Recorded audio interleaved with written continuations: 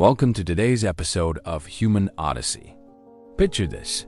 You're standing on a windswept plain 70,000 years ago, somewhere in what we now call Ethiopia. The landscape stretches endlessly before you, golden grasslands punctuated by acacia trees, with distant mountains rising like ancient sentinels against a blood-orange sky. But you're not alone. A small band of perhaps 50 people surrounds you, their dark eyes scanning the horizon with an intensity that speaks of survival, curiosity, and something else entirely, an almost magnetic pull toward the unknown. These are your ancestors. These are our ancestors. And in this moment, they're about to make a decision that will change everything. They're about to take their first tentative steps out of Africa, beginning the most extraordinary journey in human history, a migration that will see their descendants populate every continent on Earth except Antarctica. What drove them to leave the only world they'd ever known? Was it desperation born from drought and dwindling resources? Was it curiosity, that uniquely human trait that makes us wonder what lies beneath next hill? Or was it something deeper, an evolutionary imperative coded into our very DNA? Over the next hour, we'll follow in their footsteps across a planet that was almost unrecognizable from the one we know today. We'll witness their incredible ingenuity as they learned to survive in frozen European caves, sailed across vast stretches of open ocean to reach Australia, and crossed a land bridge that no longer exists to populate the Americas. We'll explore how they encountered other human species, interbred with them, outlasted them, and ultimately became the sole survivors of the human evolutionary experiment. This is the story of the greatest adventure ever undertaken, the story of how a small African species conquered the world. Chapter 1. The Birthplace of Wanderers. The dust swirls in lazy spirals across the Ethiopian highlands as the morning sun catches the fossil-rich sediments of the Omo River Valley.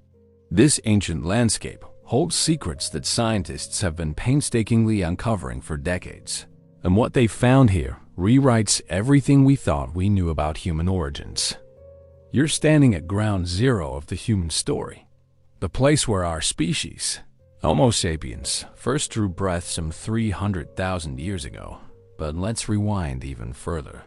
Long before our ancestors took their first steps out of Africa, the continent was already a bustling highway of human migration. For nearly 2 million years, various human species had been crisscrossing this vast landmass, evolving, adapting, and occasionally venturing beyond its borders. Homo erectus had blazed trails to Asia as early as 1.8 million years ago, while Homo heidelbergensis had ventured into Europe 500,000 years later. Africa wasn't just humanity's birthplace, it was humanity's laboratory. The Africa of 300,000 years ago was a world of extremes. Massive lakes sprawled across what is now the Sahara Desert, teeming with hippos and crocodiles.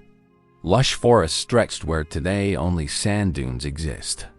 Our early ancestors lived in small bands, perhaps 20 to 50 individuals, moving seasonally between water sources, and following the great herds of antelope, buffalo, and elephants that thundered across the savannas. These early Homo sapiens weren't quite like us, not yet. Their skulls were more elongated, their brow ridges more pronounced. But crucially, their brains were already approaching modern size, averaging around 1,400 cubic centimeters. More importantly, they were beginning to think like us. Evidence from sites like Blombos Cave in South Africa shows that by 100,000 years ago, they were creating art, crafting jewelry, and using symbols, the hallmarks of truly modern human behavior. The transformation was gradual but revolutionary. Around 164,000 years ago, groups along the South African coast at Pinnacle Point were doing something unprecedented. They were harvesting shellfish systematically, making complex tools, and using red ochre pigments. They were becoming behavioral modern humans, capable of abstract thought, planning for the future, and most crucially, imagining what might exist beyond their immediate environment. Climate played a pivotal role in shaping these early communities. Africa during this period experienced dramatic swings between wet and dry phases, driven by orbital cycles that scientists call Milankovitch cycles. During wet periods, the Sahara bloomed into a green corridor dotted with lakes and rivers. During dry spells, it became an almost impenetrable barrier. These climate oscillations created what researchers call pump effects, periods when populations expanded during good times and contracted during harsh ones, driving genetic diversity and innovation. Within Africa itself, human populations were far from uniform. The ancestors of the modern Khoisan peoples had already diverged in southern Africa by 200,000 years ago, while other lineages spread across central and eastern regions. Archaeological evidence suggests that by 150,000 years ago, groups were regularly traversing the continent, sharing technologies and genes across vast distances. The archaeological record from this period reads like an innovation explosion. Stone tools became increasingly sophisticated, with the development of hafting techniques that allowed spear points to be attached to wooden shafts. Fire was not just used for cooking, but as a tool for hunting and landscape management. Perhaps most remarkably, there's evidence of long-distance trade networks, with obsidian tools found hundreds of kilometers from their volcanic sources. But something even more significant was happening. Genetic studies of modern populations suggest that all non-African humans descend from a founding population of perhaps just a few thousand individuals. This bottleneck effect, which occurred around 70,000 years ago, may have been triggered by the massive eruption of Mount Toba in Indonesia, a volcanic winter that reduced global human populations to the brink of extinction. Yet it was precisely this near disaster that may have provided the impetus for the Great Exodus. As African populations recovered and expanded, competition for resources intensified. Young groups began pushing into marginal areas, testing the boundaries of the possible. Some headed north toward the Nile Valley, others east toward the Red Sea. They were no longer just adapting to their environment, they were actively exploring, driven by a combination of necessity and a uniquely human curiosity about what lay beyond the horizon. The stage was set for humanity's greatest adventure.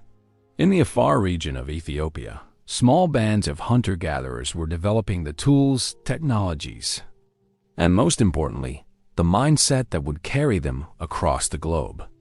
They had learned to read the subtle signs of changing seasons, to predict animal movements, and to work together in ways that no other species had managed.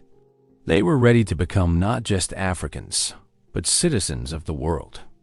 As we'll see in our next chapter, that moment of readiness was about to meet opportunity in the form of changing climate patterns that would open doorways to continents they had never imagined. Chapter 2. First Steps into the Unknown. The narrow strait of Bab el-Mandeb shimmers in the heat haze. Its waters barely 20 kilometers wide at the narrowest point between the Horn of Africa and the Arabian Peninsula. Today, this gateway between continents seems almost insignificant. You could swim across it if you were sufficiently motivated and suicidal. But 70,000 years ago, this thin ribbon of water represented the boundary between the known and unknowable worlds, and crossing it would require a leap of faith that few species have ever attempted. You have to imagine what that crossing meant to our ancestors. These people had never seen the ocean before, had no concept of what lay beyond those distant mountains on the Arabian side. The decision to build some form of watercraft, whether simple rafts lashed together with plant fibers or more sophisticated vessels, represented humanity's first great technological leap toward global dominance. They weren't just making tools anymore. They were making tools to go places no human had ever been. The timing of this exodus wasn't accidental. New climate modeling reveals that human migration out of Africa occurred in waves, roughly every 20,000 years. triggered by orbital cycles that transformed the typically arid Arabian Peninsula into a green corridor of lakes, rivers, and grasslands. During these brief windows, lasting perhaps a few thousand years, the region became what scientists call a green Arabia, capable of supporting large mammal populations and the humans who hunted them. The first successful crossings likely occurred during one of these optimal periods, around 100,000 to 85,000 years ago. But here is where the story becomes fascinatingly complex. Genetic evidence suggests that these earliest pioneers may have failed to establish lasting populations. They explored, they settled temporarily, they may have even reached as far as China, but ultimately, their genetic lineages disappeared. They were evolutionary dead ends, failed colonizations that left no trace in modern human DNA. Archaeological evidence from Jebel Faya in the United Arab Emirates tells part of this story. Stone tools dating to 127,000 years ago reveal sophisticated knapping techniques identical to those used in East Africa during the same period. These were uncrewed experimental technologies. They were fully developed toolkits that have been refined over thousands of years. The makers of these tools were already experts at their craft when they arrived in Arabia. But expertise with stone tools was just the beginning. To successfully navigate the challenges of life outside Africa, these early migrants needed to solve an entirely new set of problems. The Arabian Peninsula, even during its green phases, presented challenges their African homeland had never posed. Temperature variations were more extreme. Water sources were less predictable. The plant and animal life required completely different hunting and gathering strategies. Evidence from the Acacia and Skull Caves in modern-day Israel reveals that some of these early populations made it considerably further, establishing settlements in the Levant between 120,000 and 90,000 years ago. The remains found there show something remarkable. These people were conducting ritual burials, placing bodies in deliberate positions, and sometimes including grave goods. This wasn't just survival anymore. It was culture, meaning-making, the construction of belief systems that could hold communities together in alien environments. Yet even these seemingly successful populations eventually vanished. Climate data suggests that as the Arabian green corridors dried up around 75,000 years ago, human populations either died out or retreated back to Africa. For roughly 15,000 years, the archaeological record of human presence outside Africa goes almost completely silent. Then, around 60,000 years ago, something changed. The second great wave of human migration began, and this time, it wouldn't fail. This wave, the one from which all modern non-African populations descend, was different in crucial ways. These migrants carried genetic signatures showing they had interbred with archaic human populations, gaining access to genetic variants that helped them survive in non-African environments. More importantly, they brought with them technological innovations that would prove decisive. The toolkit of these successful migrants was revolutionary. They carried composite tools made from multiple materials hafted together, increasing efficiency and reducing weight. They had mastered the use of fire, not just for cooking, but as a hunting tool, using controlled burns to drive game and manage landscapes. Most crucially, they had developed sophisticated knowledge of astronomy and seasonal patterns that allowed them to plan migrations across vast, unknown territories.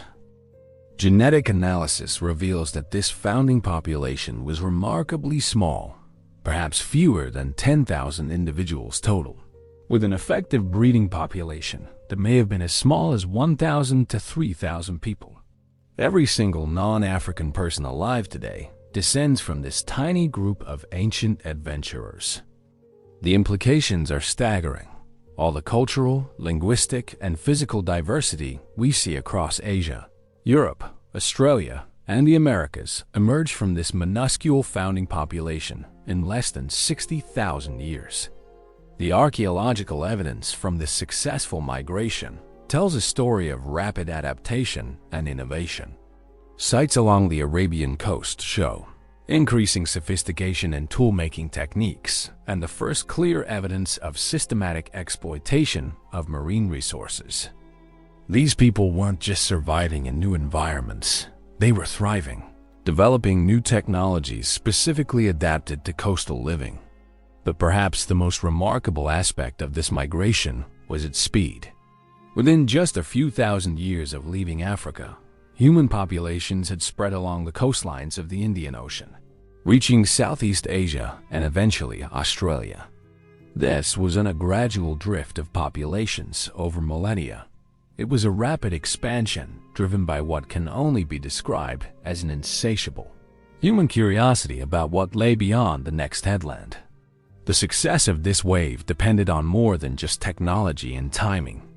It required fundamental changes in social organization, communication, and cultural transmission.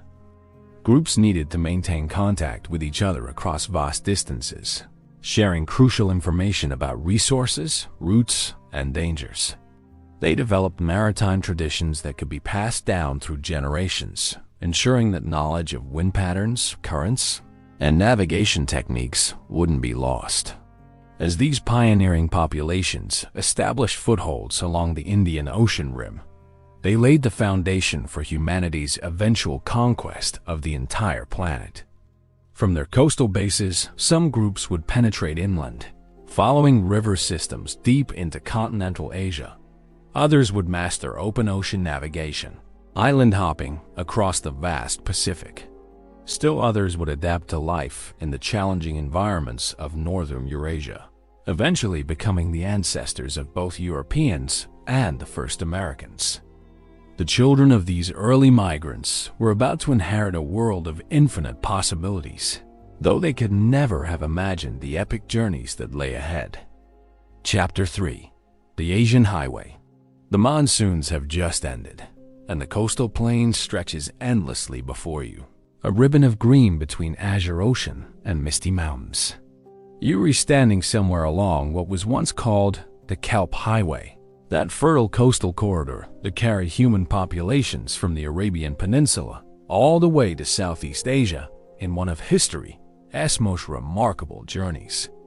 Behind you lie 40,000 years of human expansion across the Asian continent, and ahead, the endless Pacific offers both promise and peril.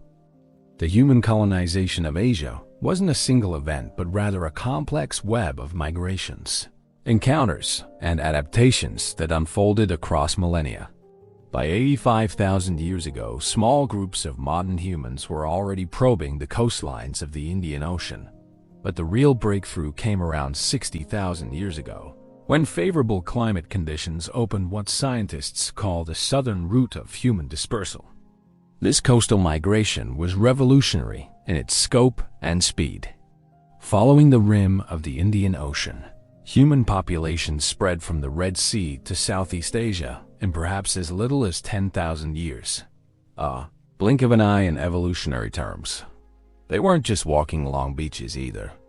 Evidence from sites like Tam Piling Cave in Laos, where human remains date to between 86,000 and 68,000 years ago, suggests these early populations were also moving inland, following river systems deep into the continental interior. But Asia wasn't empty when modern humans arrived.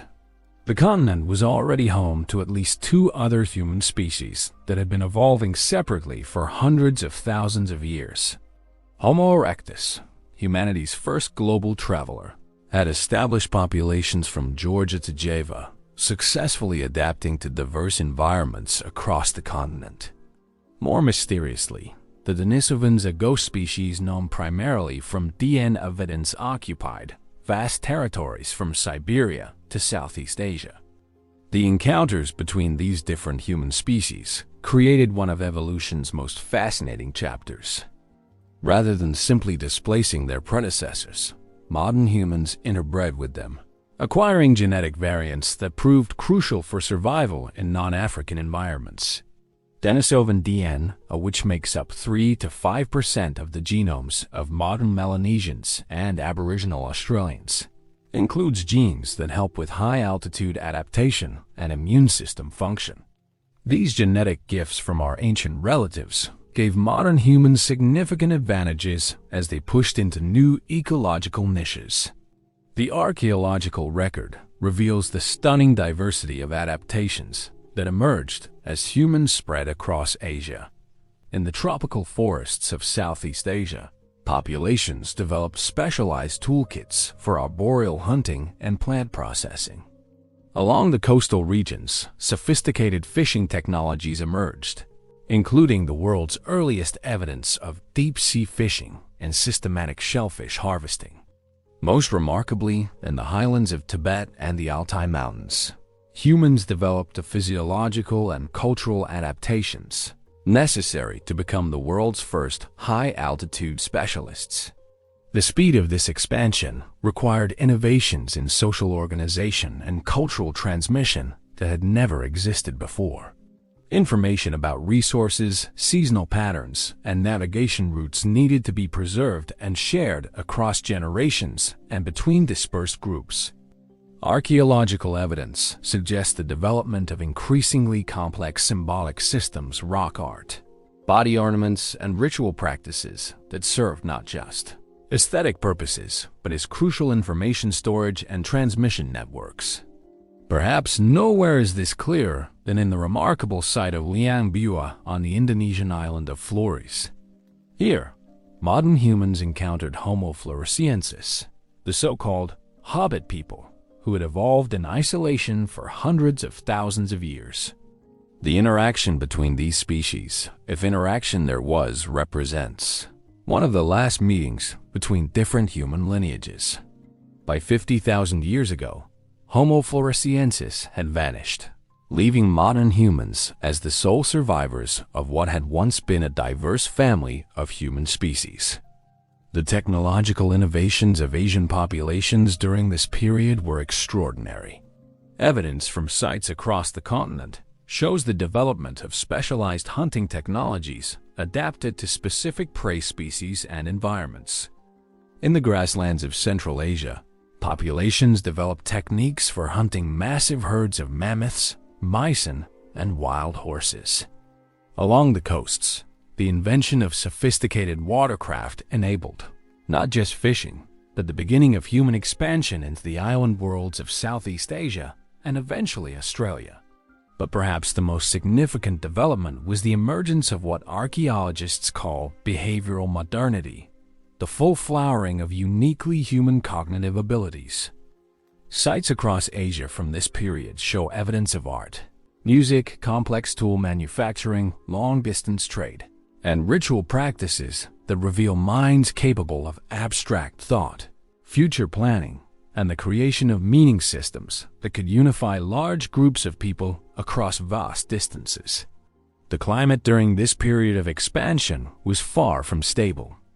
Asia experienced dramatic fluctuations between glacial and interglacial conditions, with sea levels rising and falling by hundreds of meters, ice sheets advancing and retreating, and vast areas of the continent alternately flooding and drying out.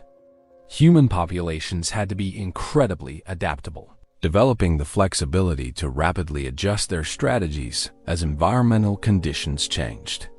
This adaptability is perhaps best exemplified by the populations that pushed into the challenging environments of northern Asia. As early as 45,000 years ago, human groups were establishing settlements north of 55 degrees latitude well within the Arctic Circle. These people developed technologies and survival strategies that enabled them to thrive in environments where winter temperatures regularly dropped to -40 degrees Celsius and continuous daylight or darkness lasted for months at a time. The archaeological site of Yana in northern Siberia, dating to 31,000 years ago, reveals the remarkable innovations these Arctic populations developed. Sophisticated cold weather clothing made from carefully prepared animal skins, complex heating systems using controlled fires and thermal masses, food preservation techniques that could sustain communities through months-long winters, and most impressively, the world's earliest evidence of systematic hunting of woolly mammoths and other megafauna. These northern populations weren't just surviving, they were thriving and expanding. Genetic evidence suggests that the ancestors of Native Americans diverged from other Asian populations around 25,000 years ago, probably somewhere in the region between Central Asia and Beringia. For thousands of years, these Proto-Americans lived in the vast grasslands and tundra of northern Asia, developing the skills and technologies that would eventually carry them across the Bering Land Bridge and into the New World. By 40,000 years ago, human populations had established themselves across virtually every habitable region of Asia, from the tropical islands of Indonesia to the Arctic tundra of Siberia. Each population had developed unique adaptations to their specific environments while maintaining cultural connections that spanned continental distances. The stage was set for the next phase of human expansion, the colonization of Australia and the eventual peopling of Europe and the Americas. The legacy of this Asian expansion reverberates through human populations today. The genetic diversity, cultural innovations, and adaptive strategies that emerged during humanity's spread across the world's largest continent provided the foundation for all subsequent human achievements. From the rice agriculture that would eventually support billions of people to the maritime technologies that would carry humans across the Pacific. The roots of human civilization were being established in the rivers, valleys, coastal plains, and mountain highlands of ancient Asia. Chapter 4. The Great Leap to Australia.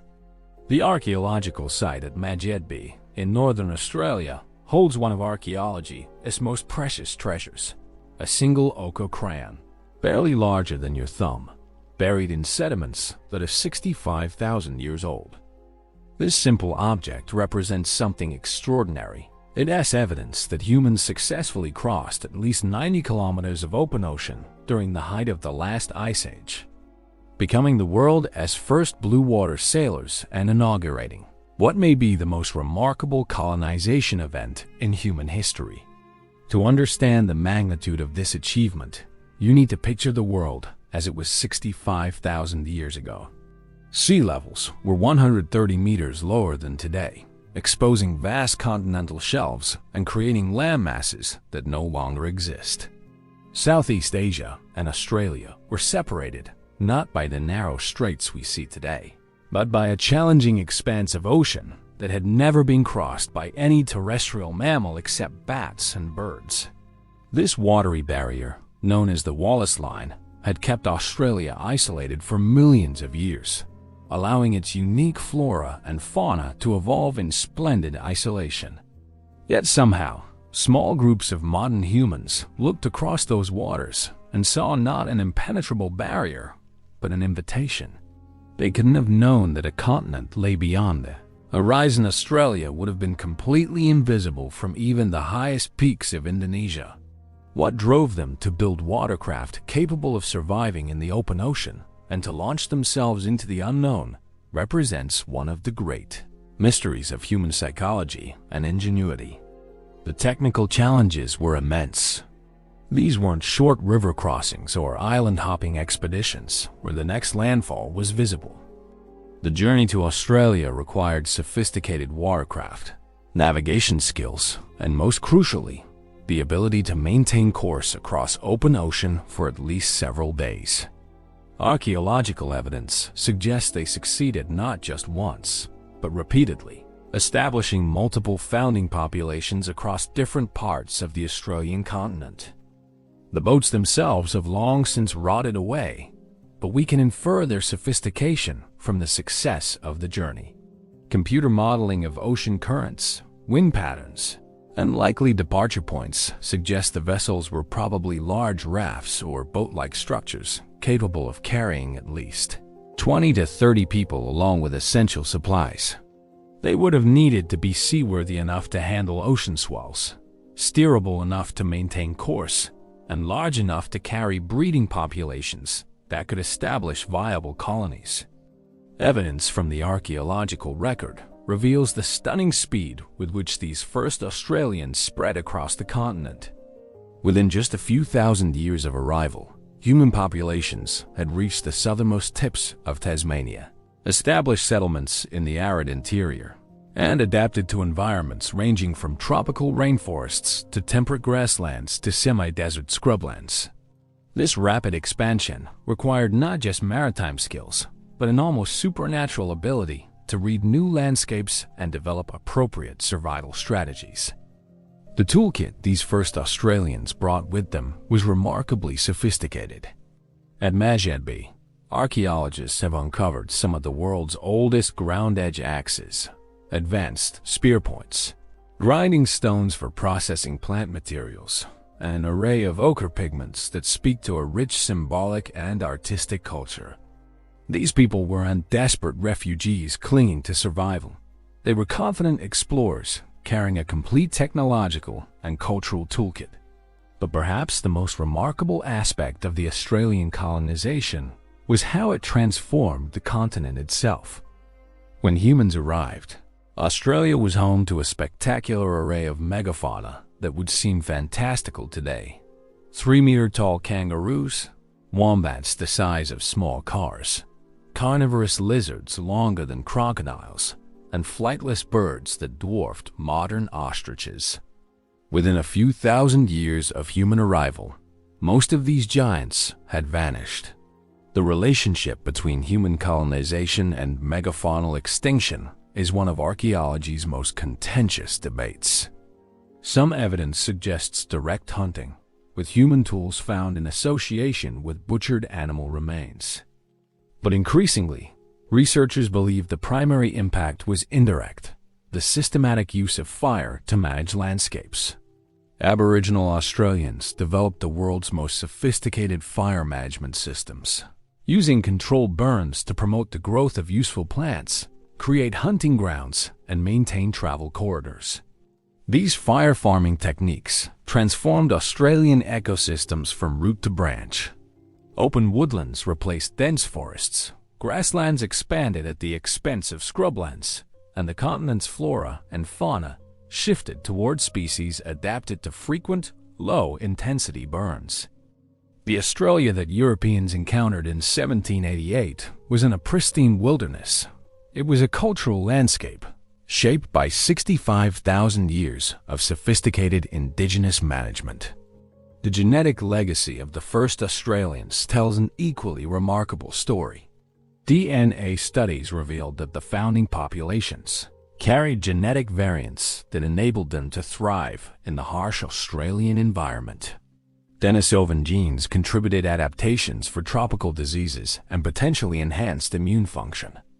Most intriguingly, some genetic variants appear to be unique to Australian populations, suggesting evolutionary adaptations that occurred after colonization.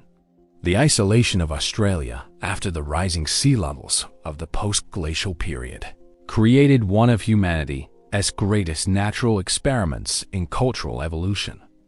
Cut off from the technological developments occurring in the rest of the world, Aboriginal Australian societies developed unique solutions to universal human challenges. They created the world's most sophisticated hunter-gatherer technologies, including the boomerang, the woomera, spear thrower, and fish traps that could harvest entire river systems. Perhaps most remarkably, they developed cultural systems capable of transmitting detailed ecological knowledge across thousands of years.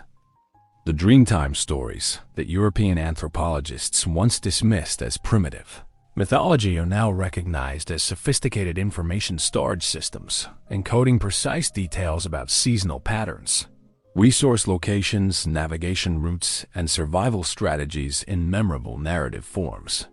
Archaeological evidence from sites like Devil's Lair in Western Australia and Puratara Rock Shelter in the Central Desert reveals the continuous development and refinement of these cultural systems over tens of thousands of years. Stone tool technologies became increasingly specialized for specific environmental niches.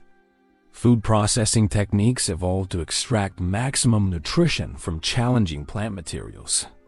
Most impressively, Social systems developed that could maintain genetic diversity and cultural coherence across a continent inhabited by hundreds of distinct groups.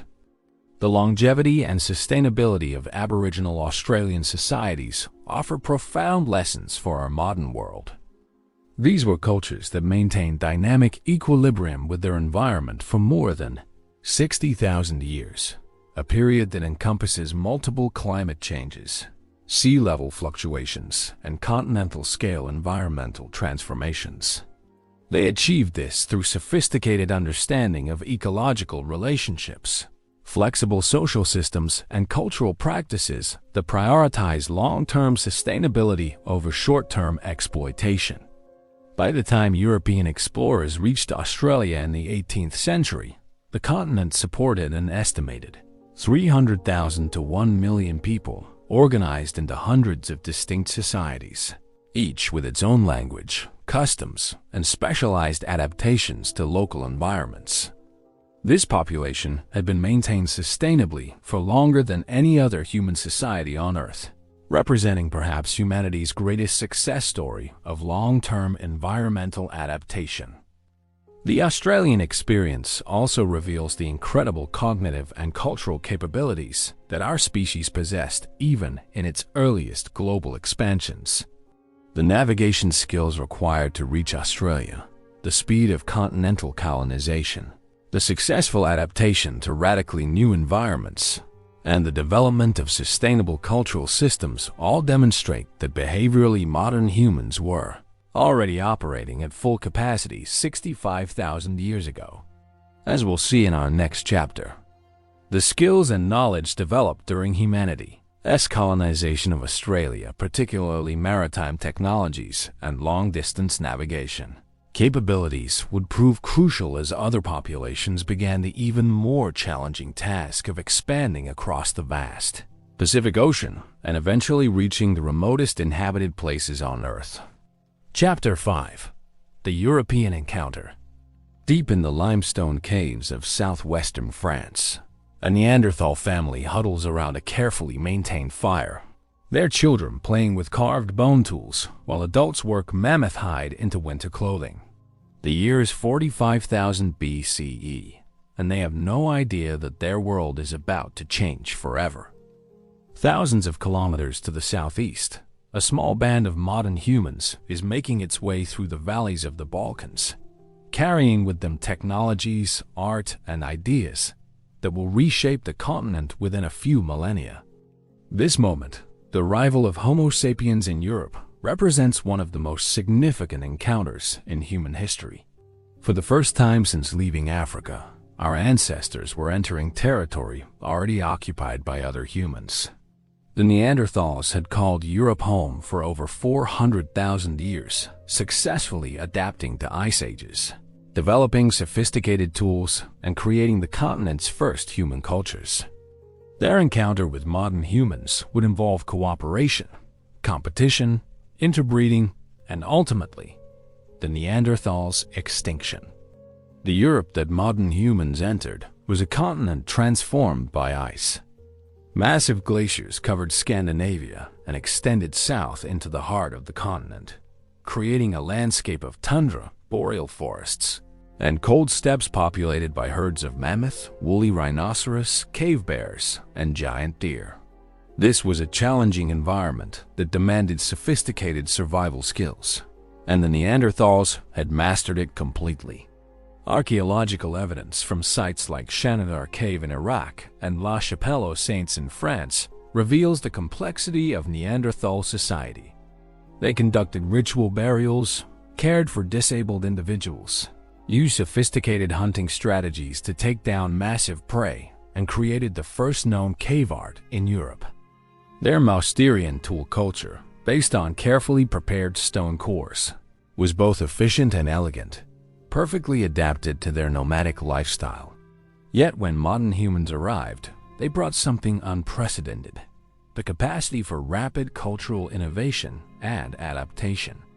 The first clear evidence of Homo sapiens in Europe comes from sites like Pectera Cuoas in Romania, dating to about 45,000 years ago, and Grotte Mandrin in France, which may be even older.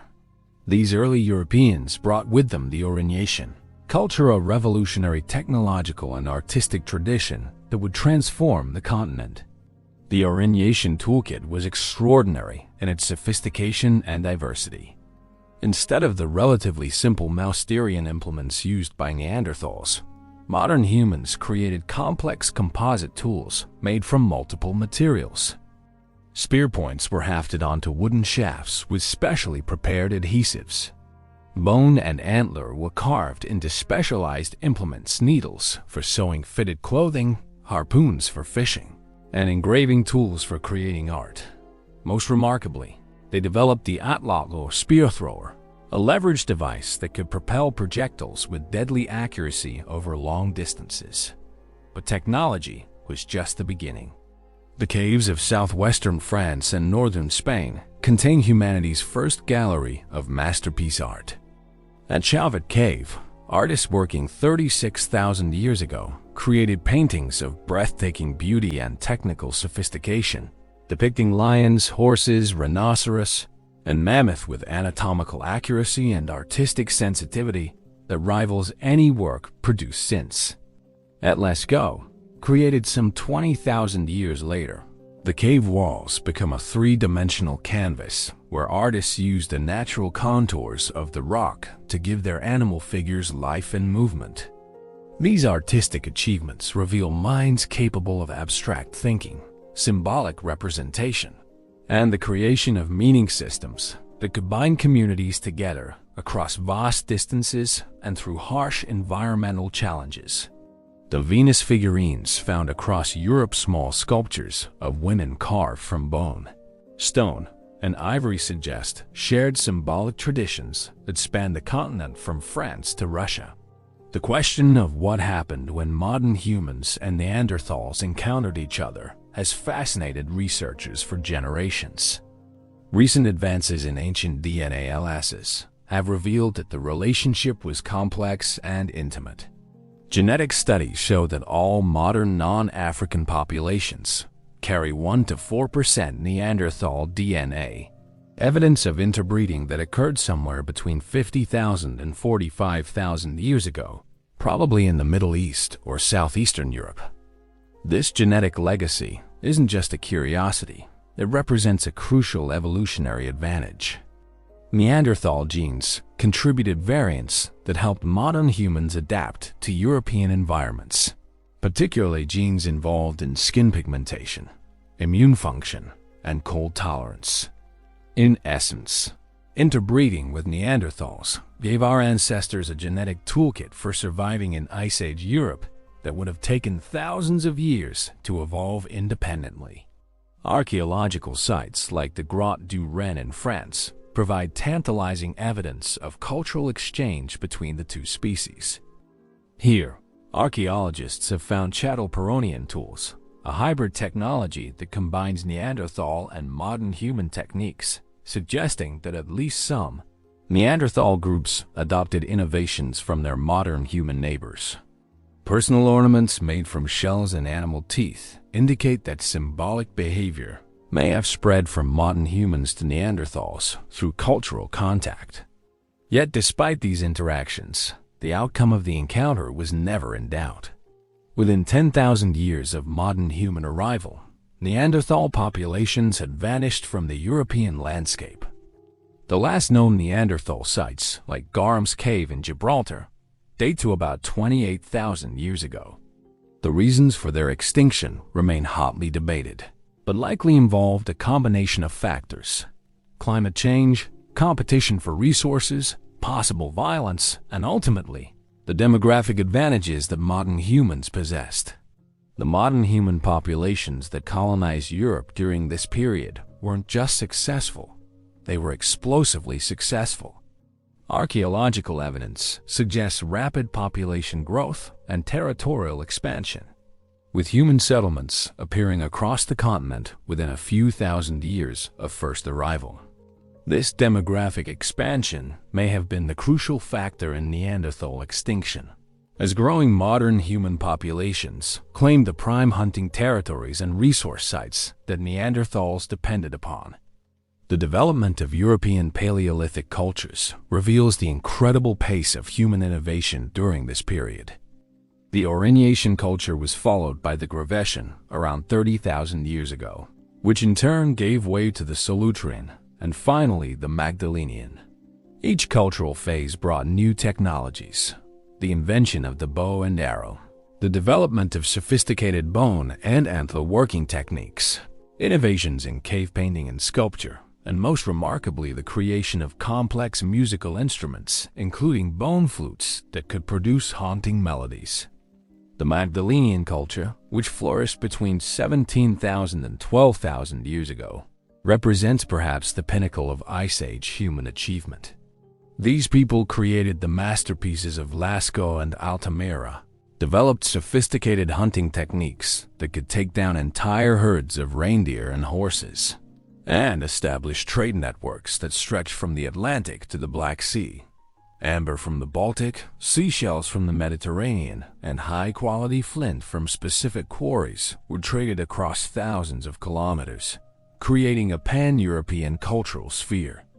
The success of these Ice Age Europeans had profound implications for human evolution and culture.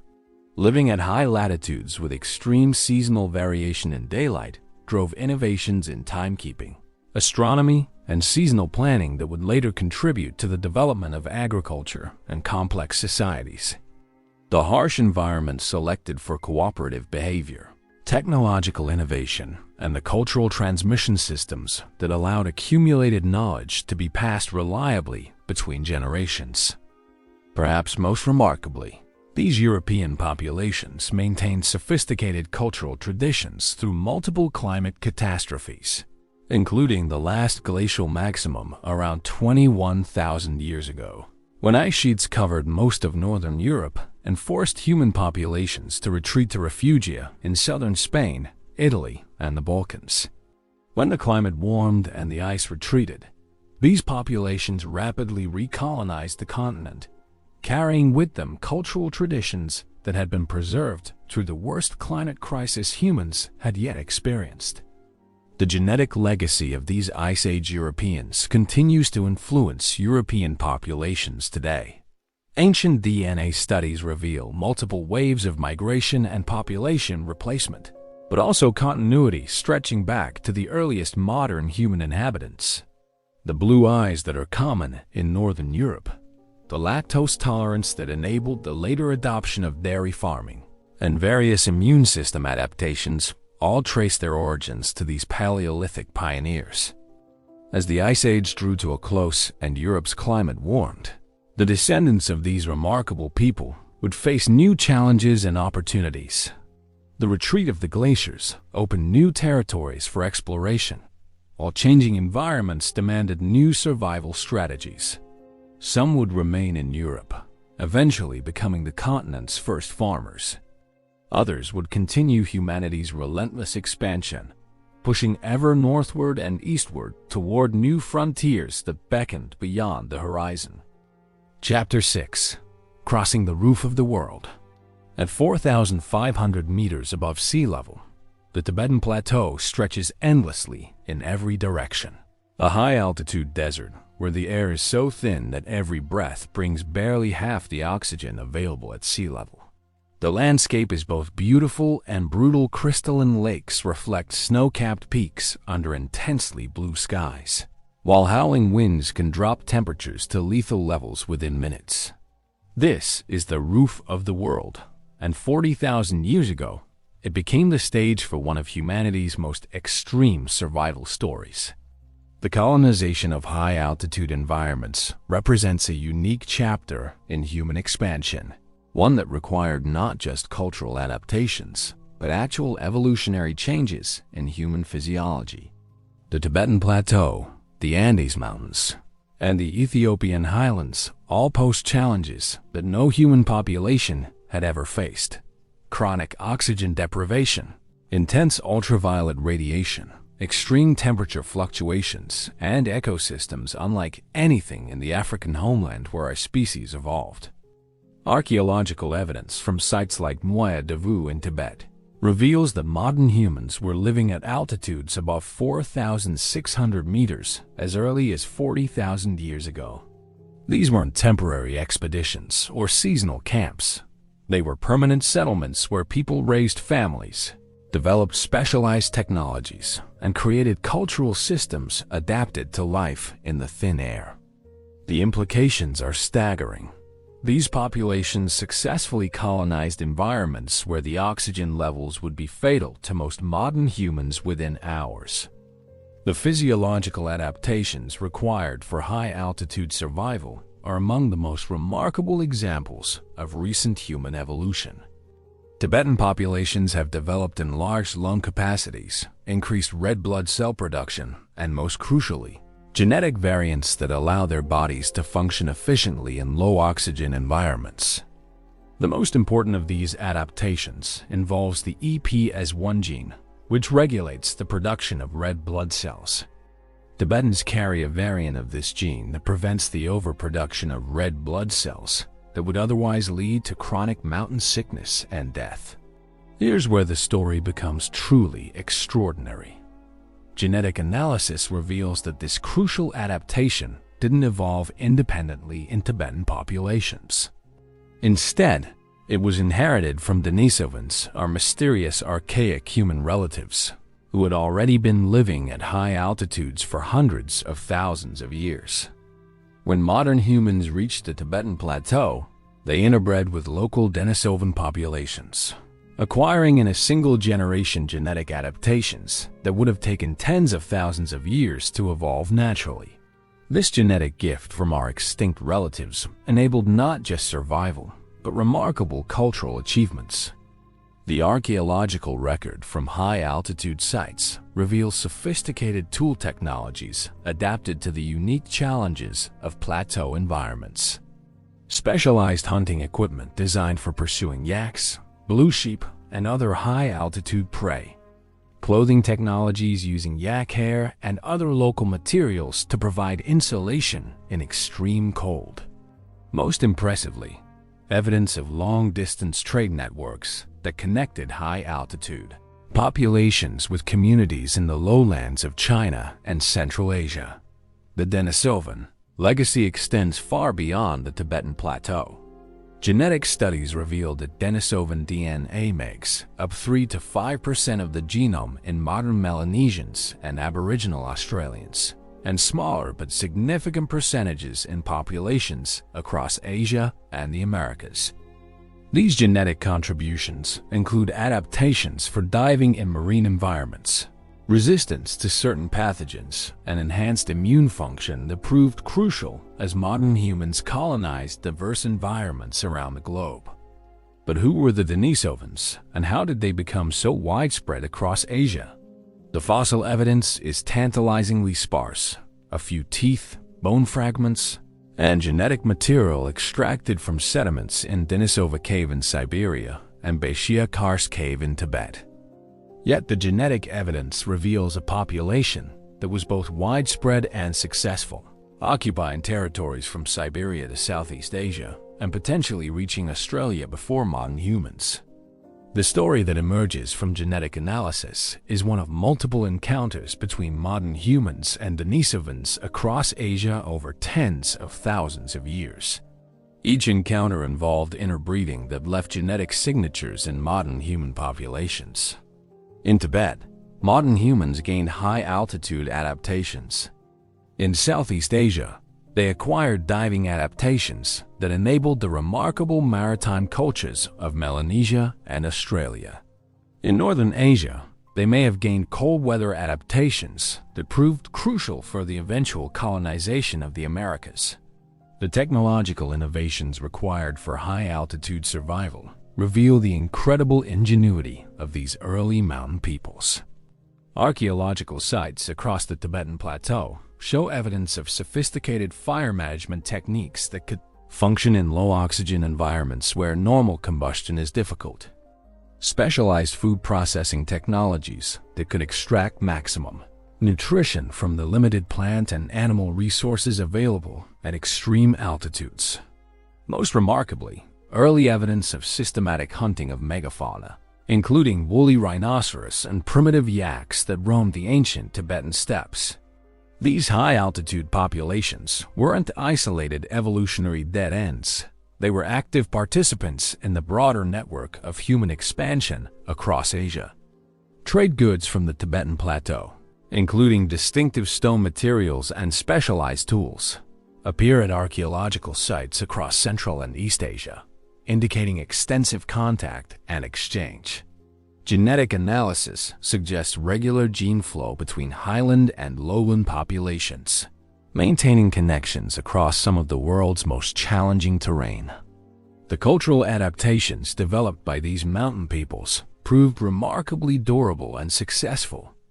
When agricultural societies later developed in the river valleys surrounding the Tibetan Plateau, high-altitude populations didn't simply adopt lowland farming techniques. Instead, they developed unique forms of high-altitude agriculture, domesticating yaks and developing barley varieties that could grow at altitudes where most crops fail. These innovations supported population densities that seemed impossible given the harsh environment. The religious and cultural systems that emerged in high-altitude environments also reflect unique adaptations to extreme conditions. The emphasis on meditation, breathing techniques, and mental disciplines in Tibetan Buddhism may have evolved from practical techniques for managing altitude-related stress and maintaining cognitive function in low-oxygen environments. Similarly, the elaborate sky burial practices found across the Tibetan Plateau represent practical solutions to the challenge of disposing of bodies in environments where ground burial is often impossible due to permafrost.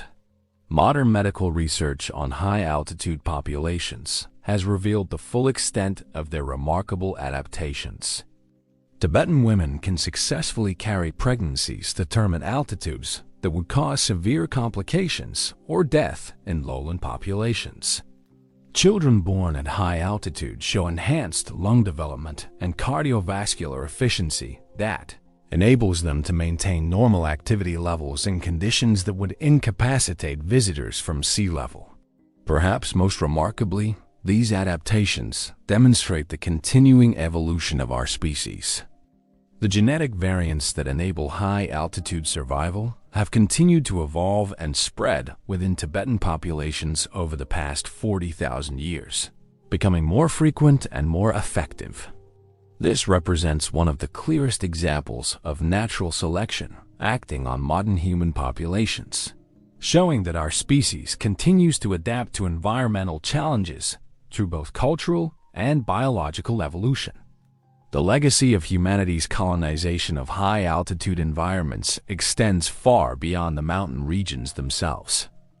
The genetic adaptations acquired through interbreeding with Denisovans and independent evolution continue to influence populations across Asia and beyond.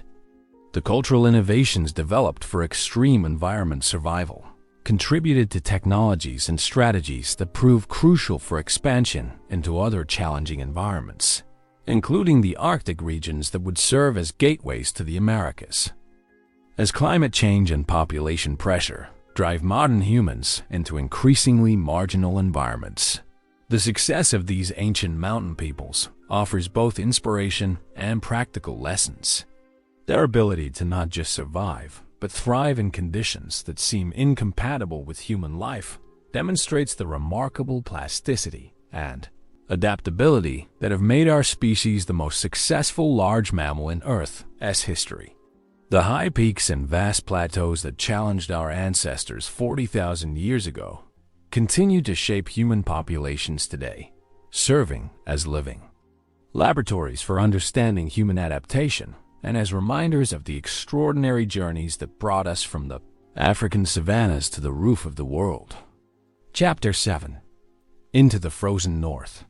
The archaeological site at Yana, in the remote reaches of northern Siberia, tells one of archaeology's most extraordinary survival stories.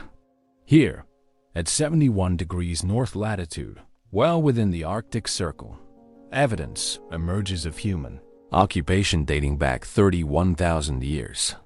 Picture the scene. winter temperatures regularly dropping to -50 degrees Celsius, months of continuous darkness, and a landscape so barren that trees cannot grow. Yet humans not only survived here, they thrived, developing technologies and cultural systems that would eventually carry them across the Bering Land Bridge and into the New World. The colonization of Arctic environments represents humanity's ultimate test of adaptability. These weren't temporary expeditions into harsh territory. They were permanent settlements where families raised children, developed complex societies, and created some of the most sophisticated hunting technologies ever devised. The archaeological record from sites across northern Eurasia reveals cultural innovations that seem almost miraculous in their ingenuity and effectiveness. The toolkit of these Arctic pioneers was revolutionary in its sophistication. At Yana, archaeologists discovered evidence of systematic mammoth hunting using spear points crafted from mammoth ivory itself. These weren't opportunistic scavenging operations. They were carefully planned hunts that required intimate knowledge of mammoth behavior, sophisticated weapons technology, and coordinated group tactics. A single mammoth could provide meat for months, hide for shelter and clothing, bones for tools and weapons, and ivory for crafting specialized implements. But mammoth hunting was just the beginning. These Arctic populations developed the world's most advanced cold weather technologies. Archaeological evidence reveals sewn clothing made from multiple layers of specially prepared animal skins, with fur positioned strategically to maximize insulation while allowing moisture to escape. Waterproof outer garments crafted from sea mammal intestines. Specialized footwear with multiple layers and traction devices for walking on ice. Most remarkably, sophisticated shelter technologies that could maintain comfortable temperatures inside, even during the worst Arctic storms. The social organization required for Arctic survival was equally impressive.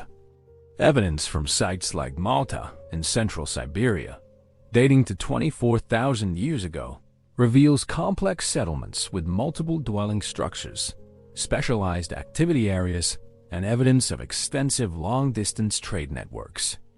These weren't simple hunter-gatherer camps. They were sophisticated communities with social hierarchies, specialized roles, and cultural institutions capable of organizing large-scale hunting operations and sharing resources during the harshest seasons. Perhaps most remarkably, these Arctic populations maintained contact and exchange across vast distances despite the challenging environment. Artifacts made from materials originating hundreds of kilometers away appear at sites throughout the Arctic, indicating trade networks that span continents. Genetic evidence suggests regular gene flow between populations separated by thousands of kilometers, maintaining genetic diversity and cultural exchange even in the world's most isolated environments.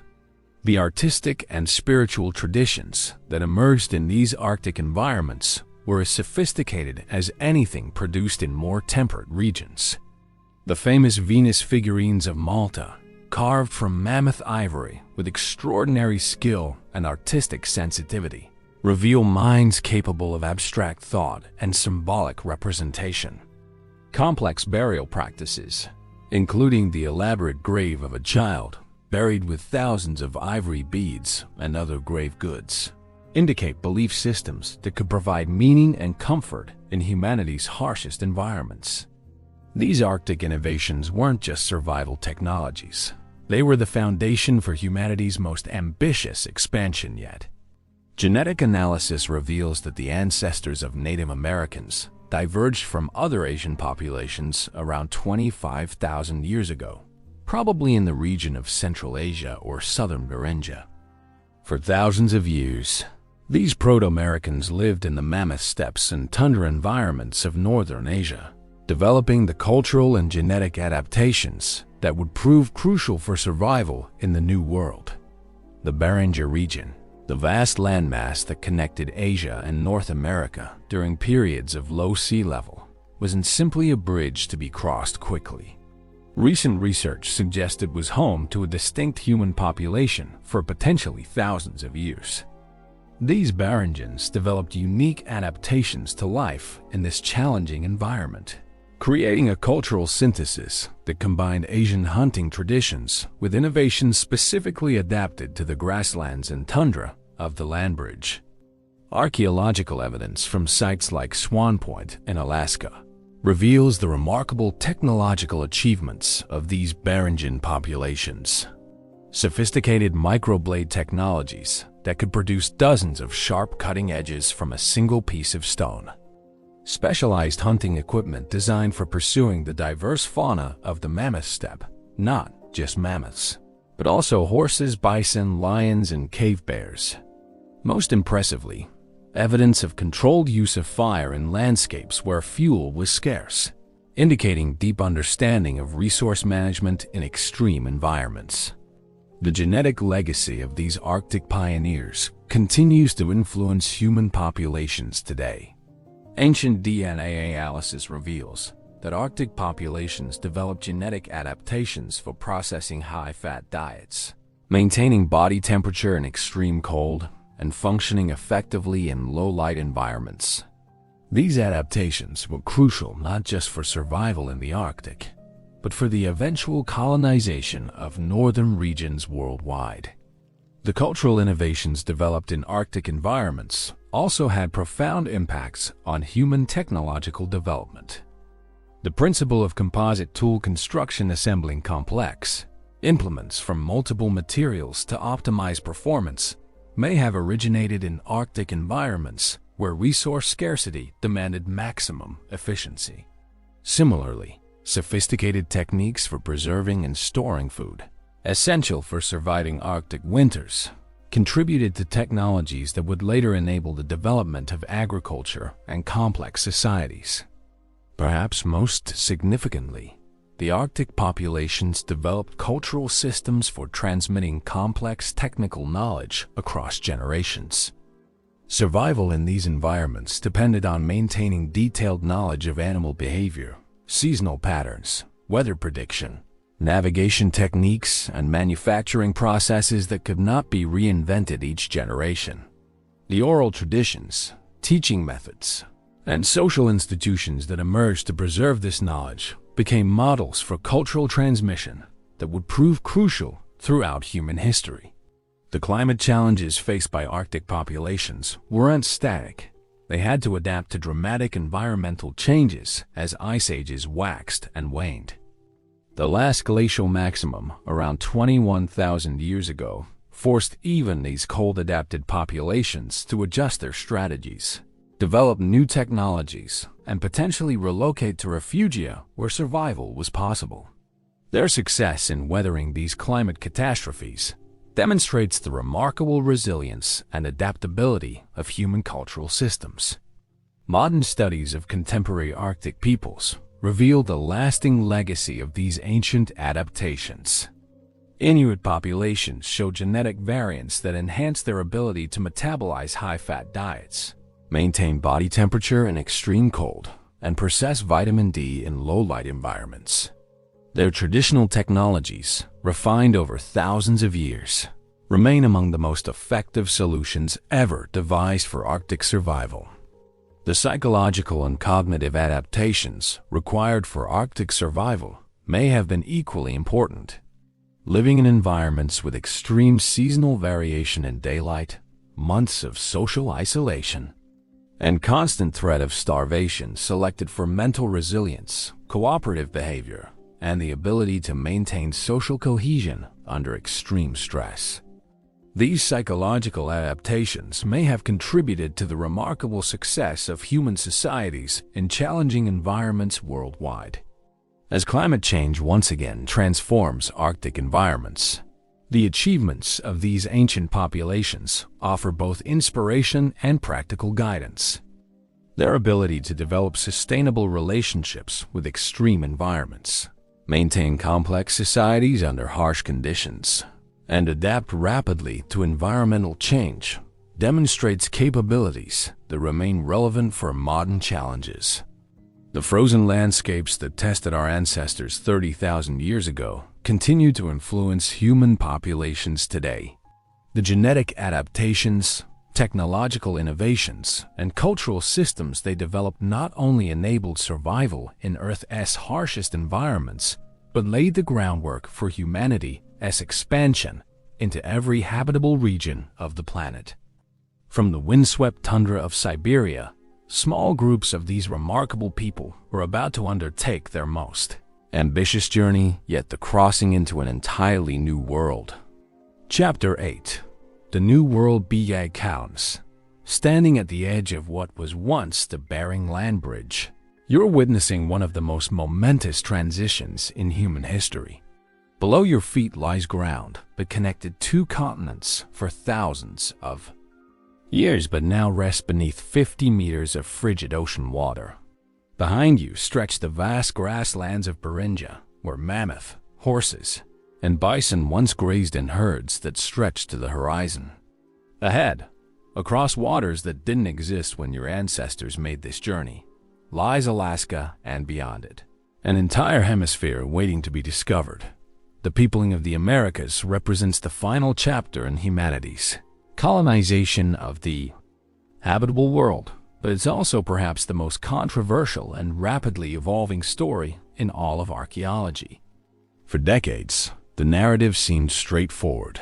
Around 13,000 years ago, hunters pursuing Ice Age megafauna crossed the Bering Land Bridge and rapidly spread south through an ice-free corridor, establishing the Clovis culture that archaeologists found scattered across North America. This simple story has been completely revolutionized by recent discoveries. The Bering Land Bridge itself was no mere pathway, it was a subcontinent. At its maximum extent, Beringia covered over 1.6 million square kilometers, an area larger than modern-day Alaska. This was a unique ecosystem, a vast grassland populated by species that existed nowhere else on Earth. Steppe bison evolved specifically for this environment, developing massive horns and thick coats. The Beringian horse was smaller and stockier than its relatives elsewhere.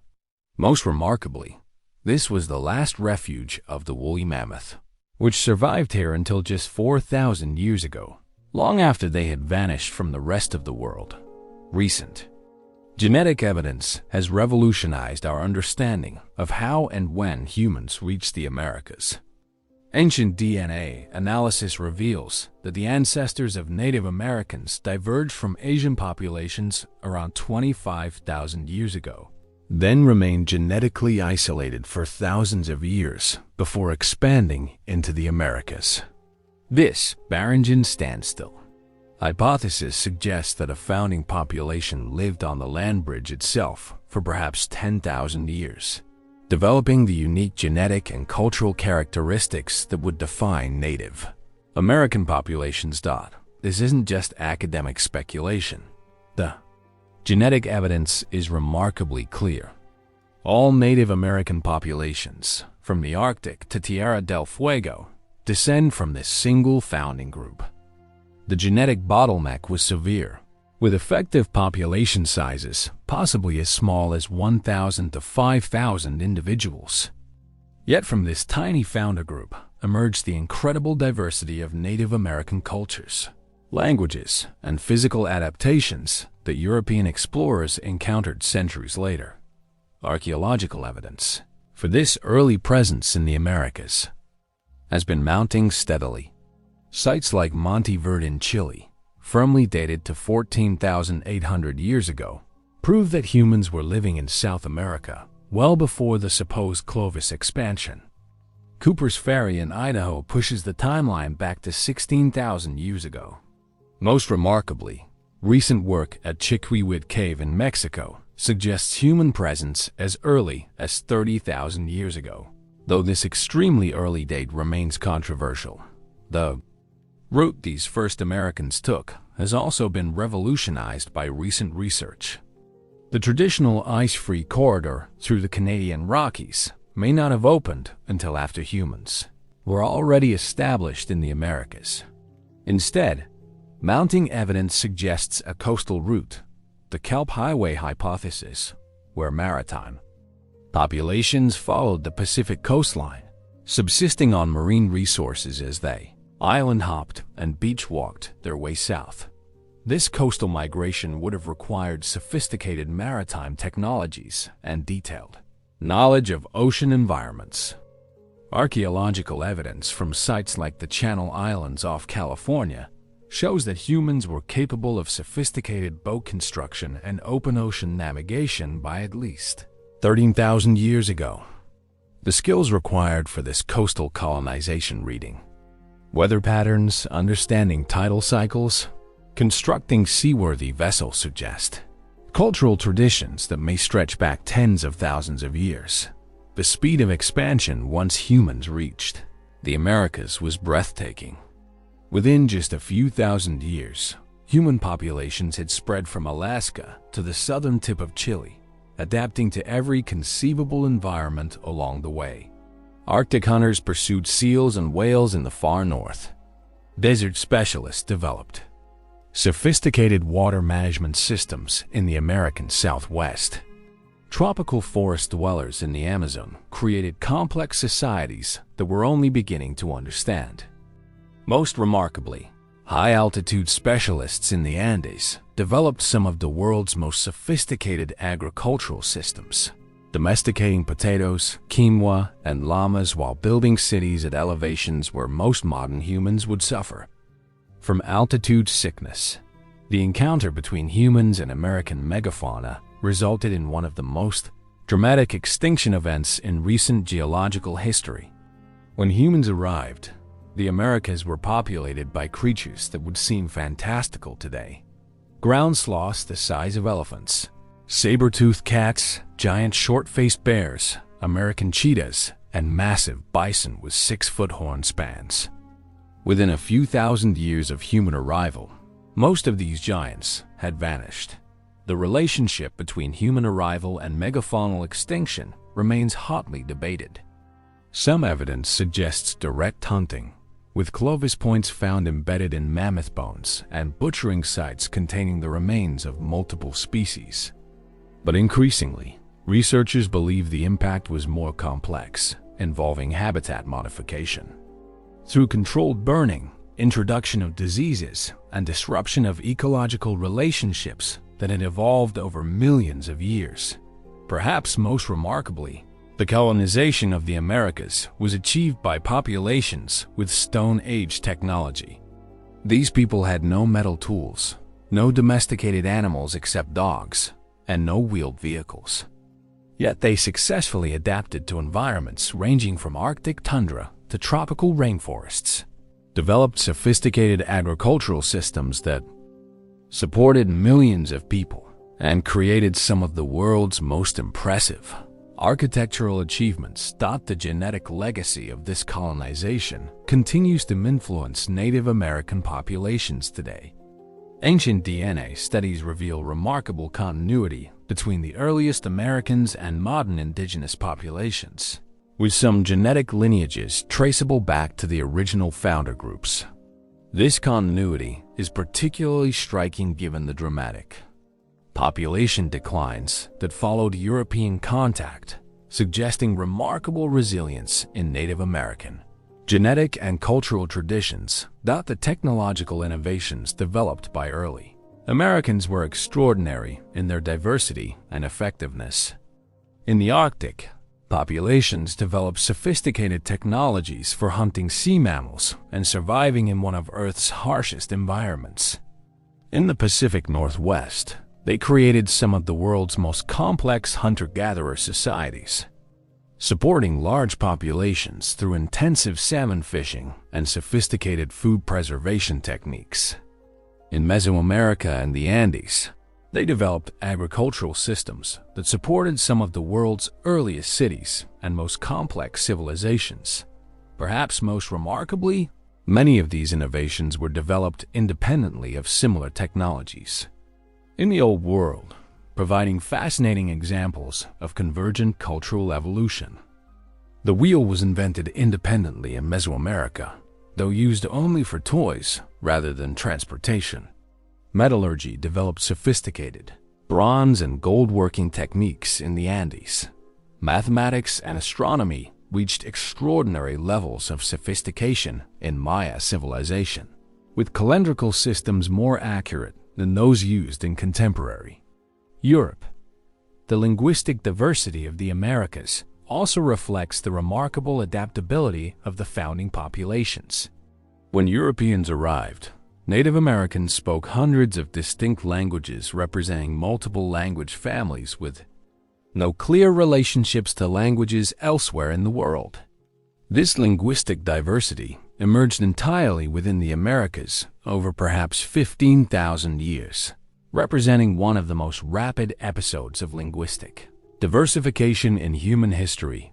Modern understanding of the American colonization continues to evolve rapidly as new archaeological sites are discovered and new dating techniques are developed. Each new find adds complexity to the story, revealing multiple migration waves, diverse cultural traditions, and remarkably early dates for human presence. The simple story of big game hunters crossing a land bridge has been replaced by a nuanced picture of maritime peoples, multiple migration routes, and cultural innovations that enabled rapid adaptation to the world's most diverse environments. As we piece together this remarkable story, we're not just learning about the past, we're gaining insights into human adaptability, resilience, and innovation that remain relevant for modern challenges. The first Americans accomplished what may be humanity's greatest colonization feat, transforming from a small, isolated population into the diverse, indigenous cultures that shaped two continents for thousands of years before European contact forever changed the trajectory of American history. Chapter 9. Masters of the Pacific says, a vastness of the Pacific Ocean stretches endlessly in every direction. An azure wilderness broken only by the occasional white cap and the distant silhouette of volcanic islands, rising from depths that plunge to the very bottom of the world. To most ancient peoples, this watery expanse would have represented an impenetrable barrier, the edge of the known universe. But to the Austronesian peoples of Southeast Asia, it was a highway, the ultimate frontier that called to their seafaring souls with promises of new lands, new resources, and new adventures. Around 3,500 years ago, descendants of the early human populations who had colonized Southeast Asia began the most ambitious maritime expansion in human history. Starting from Taiwan and the Philippines, these remarkable navigators would ultimately spread their languages, cultures, and genes across a third of the globe, reaching from Easter Island in the east to Madagascar in the west, from New Zealand in the south to Hawaii in the north.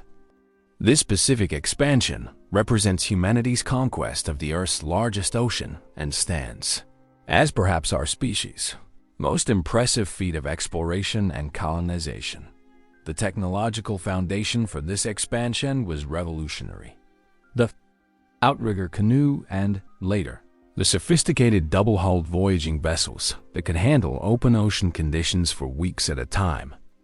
These weren't simple dugout canoes, but carefully engineered vessels optimized for specific purposes.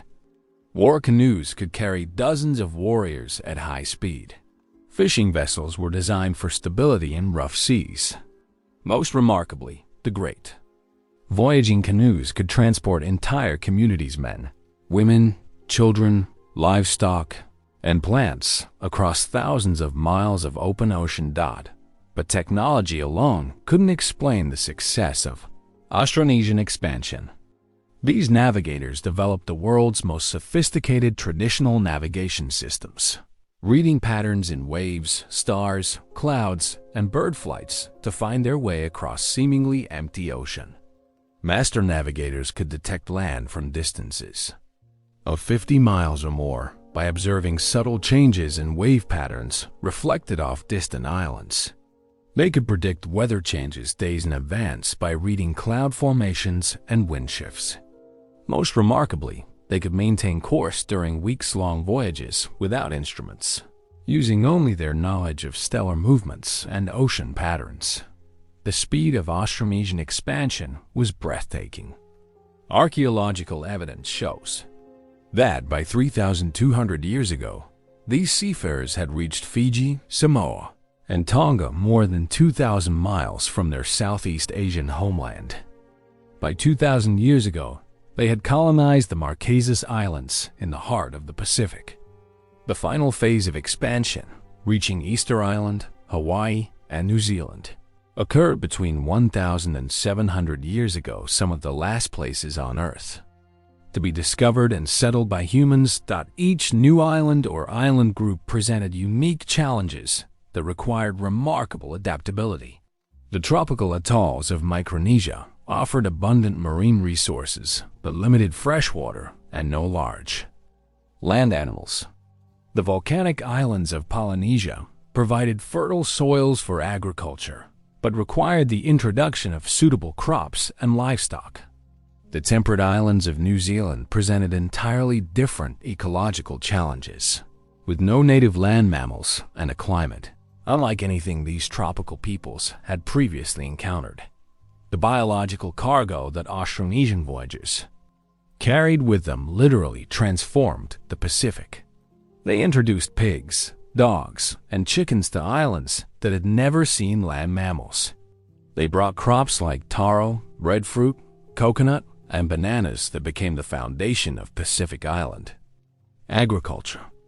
Most remarkably, they transported these plants and animals successfully across thousands of miles of ocean, maintaining breeding populations during voyages that could last for weeks. But the Austronesian expansion wasn't just about reaching new islands. It was about creating sustainable societies in some of Earth's most isolated environments. On tiny coral atolls with limited resources, they developed sophisticated resource management systems that could support stable populations for thousands of years. On larger islands, they created complex agricultural systems, building terraces, irrigation networks, and fish ponds that maximize productivity while maintaining ecological balance. The social and political innovations developed during Pacific expansion were equally remarkable. Island societies needed to balance autonomy with cooperation, maintaining distinct cultural identities while sharing resources and knowledge across vast distances. The resulting societies range from egalitarian communities on small atolls to complex hierarchical kingdoms on larger islands, each adapted to the specific challenges and opportunities of their environment. The navigational knowledge that enabled Pacific expansion was far more than mere technical skill. It was a complete worldview that integrated astronomy, meteorology, oceanography, and geography into a coherent system for understanding and moving through the oceanic environment. This knowledge was preserved and transmitted through elaborate oral traditions, chants, and ceremonies that could maintain accuracy across generations without written records. Modern experiments with reconstructed traditional voyaging vessels have confirmed the remarkable accuracy of these navigation systems. In the 1970s, the voyaging canoe Hukail successfully sailed from Hawaii to Tahiti using only traditional navigation techniques, proving that ancient Pacific Islanders possessed the skills necessary for long-distance ocean voyaging. Subsequent voyages have demonstrated that these techniques could achieve navigational accuracy that rivals modern GPS systems. The genetic evidence for Austronesian expansion provides fascinating insights into the demographics of Pacific colonization. Founder populations for most island groups were surprisingly small, often consisting of just a few dozen individuals. This created genetic bottlenecks that are still visible in modern Pacific island populations. Yet, despite these small founder populations, the expansion was remarkably successful, with stable societies established on virtually every habitable Pacific island. The linguistic legacy of Austronesian expansion is equally impressive. The Austronesian language family includes over 1,200 languages spoken by more than 380 million people across the Pacific and Indian Oceans. The relationships between these languages provide a clear record of human migration patterns, with linguistic diversity decreasing as you move eastward across the Pacific, reflecting the sequential colonization of island groups. The cultural achievements of Pacific Island societies were extraordinary considering their isolation and limited resources. Easter Island's famous Moai statues represent one of archaeology's greatest mysteries. How did a small island population transport and erect nearly 900 massive stone sculptures, some weighing over 80 tons? Recent research suggests sophisticated engineering techniques involving carefully coordinated team efforts and possibly the use of ramps and rolling techniques. The environmental challenges faced by Pacific colonists provide sobering lessons about sustainability and resource management. Several islands experienced ecological collapses due to deforestation, overhunting, and soil depletion. Easter Island's famous ecological catastrophe, which may have led to societal collapse, serves as a cautionary tale about the consequences of unsustainable resource use on isolated islands with limited carrying capacity. Yet, many Pacific societies developed remarkably sustainable relationships with their environments. Traditional management systems in places like Hawaii and Fiji maintained ecosystem health while supporting substantial populations. These systems often incorporated sophisticated understanding of ecological relationships, seasonal patterns, and carrying capacity that enabled long-term sustainability. The navigation techniques and vessel designs developed by Pacific peoples influenced maritime technology far beyond the Pacific. European explorers were amazed by the speed and maneuverability of outrigger canoes, leading to innovations in European boat design. The principles of traditional Pacific navigation have been integrated into modern sailing techniques and even influenced spacecraft navigation systems. Modern Pacific Island societies continue to grapple with challenges that echo those faced by their ancestors: geographic isolation, limited resources, vulnerability to environmental changes, and the need to balance traditional practices with modern demands. Climate change poses particular threats to low-lying atolls that may become uninhabitable due to sea level rise, potentially forcing new migrations reminiscent of their ancestors. Oceanic journeys. The achievement of Austronesian expansion across the Pacific stands as one of humanity's greatest feats of exploration and colonization. These seafaring peoples accomplished what no other culture managed: the systematic exploration and settlement of Earth's largest ocean using only traditional technologies. Their success demonstrates the remarkable adaptability, ingenuity, and courage that have enabled our species to inhabit virtually every environment on the planet. As modern humans face new frontiers, whether in the deep oceans, polar regions, or even space, the lessons learned from Pacific Island navigators remain relevant. Their integration of detailed environmental knowledge, sophisticated technology, and sustainable social systems provides a model for how human societies might successfully expand into new and challenging environments while maintaining long-term viability. Chapter 10. The last Effarontius High in the Himalayas, where the air is so thin that every step requires tremendous effort. Ancient trade routes wind through mountain passes that have connected civilizations for thousands of years. These are humanity's last frontiers on Earth: the polar regions, the highest mountains, the deepest deserts, and the most remote islands where only the most adaptive and determined human societies have managed to establish lasting homes. By 1,000 years ago, humans had reached virtually every habitable environment on the planet. But the most extreme environments continued to challenge human ingenuity and resilience. The story of humanity's expansion into these ultimate frontiers reveals our species at its most remarkable, developing technologies and cultural systems that enable survival in environments that seem fundamentally incompatible with human life. From the Inuit peoples of the high Arctic to the highlanders of Tibet, from the desert nomads of the Sahara to the seafaring peoples of the Southern Ocean, these populations represent the outer limits of human adaptability. The Arctic regions of North America and Greenland were among the last major landmasses to be colonized by humans. The Thule culture, ancestors of modern Inuit peoples, spread across the North American Arctic only about 1,000 years ago, developing technologies so perfectly adapted to polar conditions that they remained essentially unchanged until the modern era.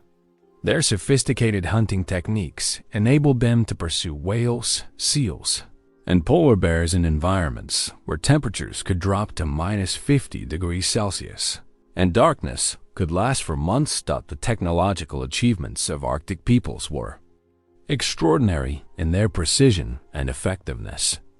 Kayaks and umiaks designed for specific hunting conditions and sea states.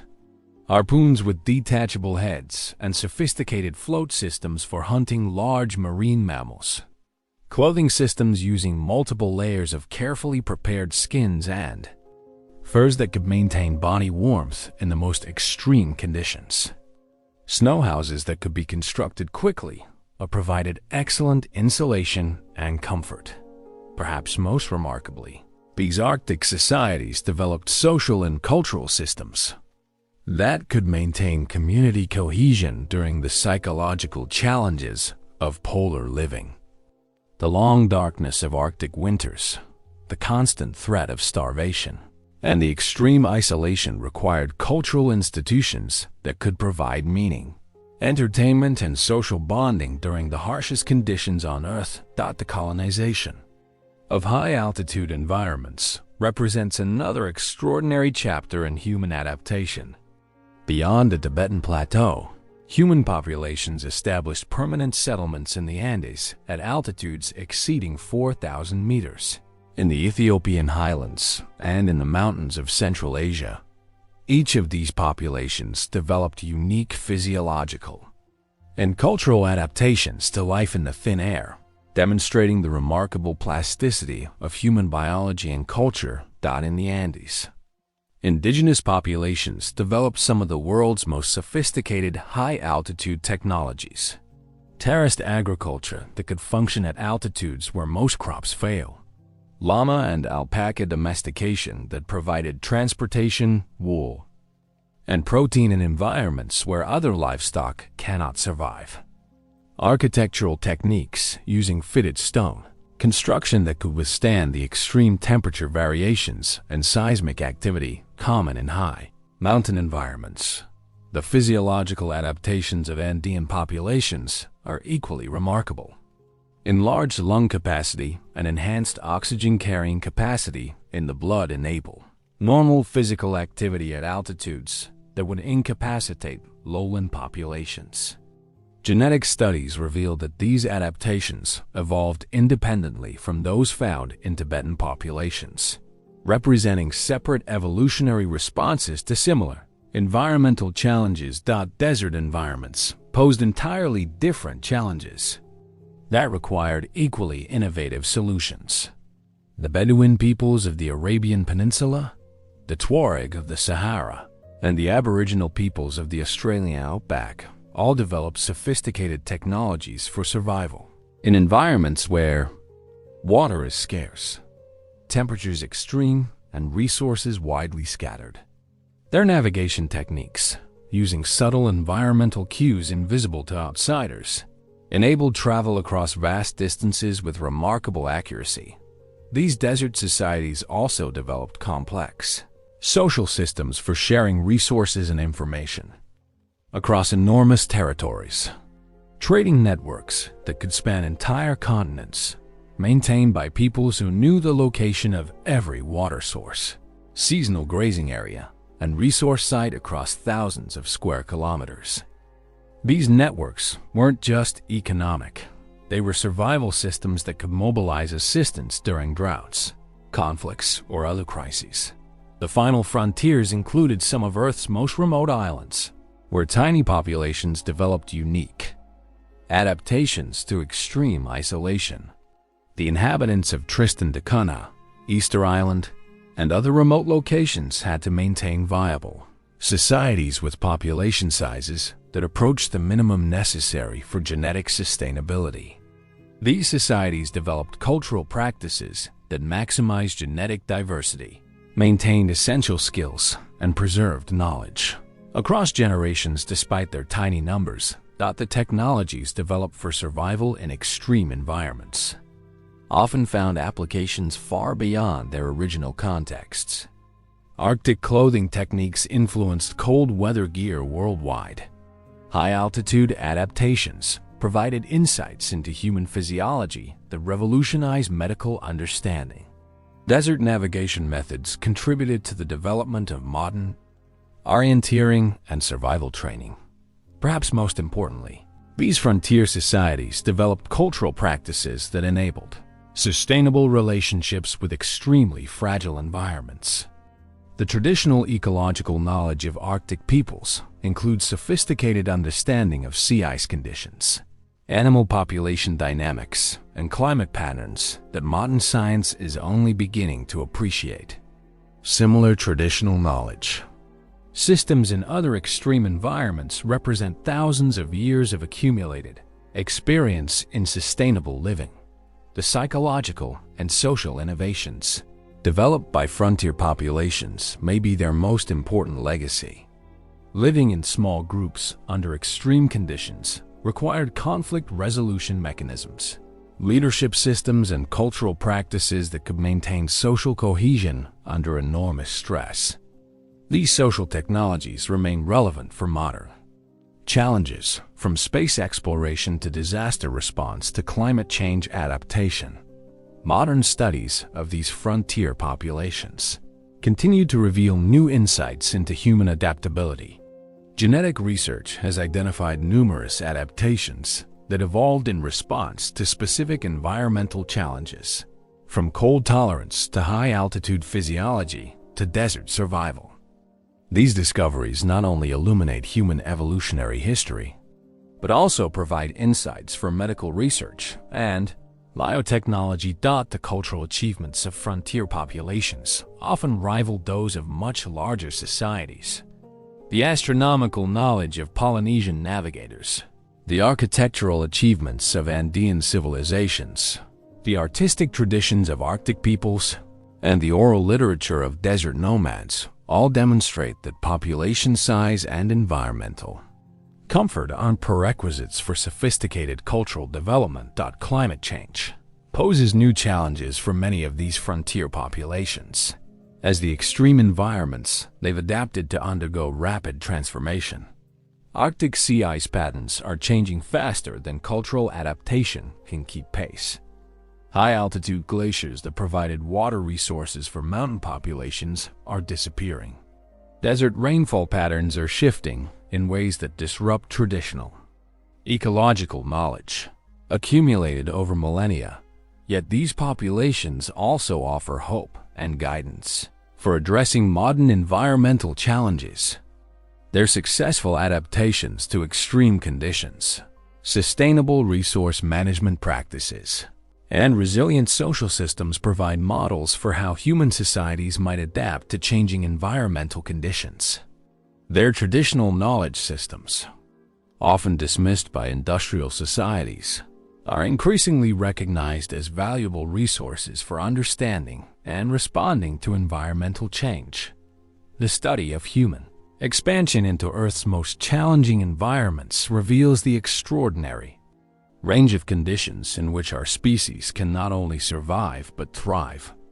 From tropical rainforests to polar ice caps, from mountain peaks to ocean depths, humans have developed cultural and biological adaptations that enable life in virtually every environment on the planet. This adaptability, more than any other characteristic, explains how a single African species became a global phenomenon. The technologies, social systems, and knowledge traditions developed by frontier populations represent humanity at its most innovative and resilient. As our species faces new challenges, whether environmental, technological, or social, the lessons learned from these remarkable peoples remain profoundly relevant. They demonstrate that human ingenuity, cooperation, and adaptability can overcome seemingly impossible obstacles, opening new frontiers and creating sustainable ways of life even under the most extreme conditions. Chapter 11. The Global Familidna. Analysis laboratories around the world hum with activity as scientists extract genetic information from samples, representing virtually every human population on Earth. The picture emerging from this unprecedented global survey tells an extraordinary story. Despite tens of thousands of years of separation, adaptation to radically different environments, and the development of thousands of distinct cultures and languages, all of humanity remains one closely related family.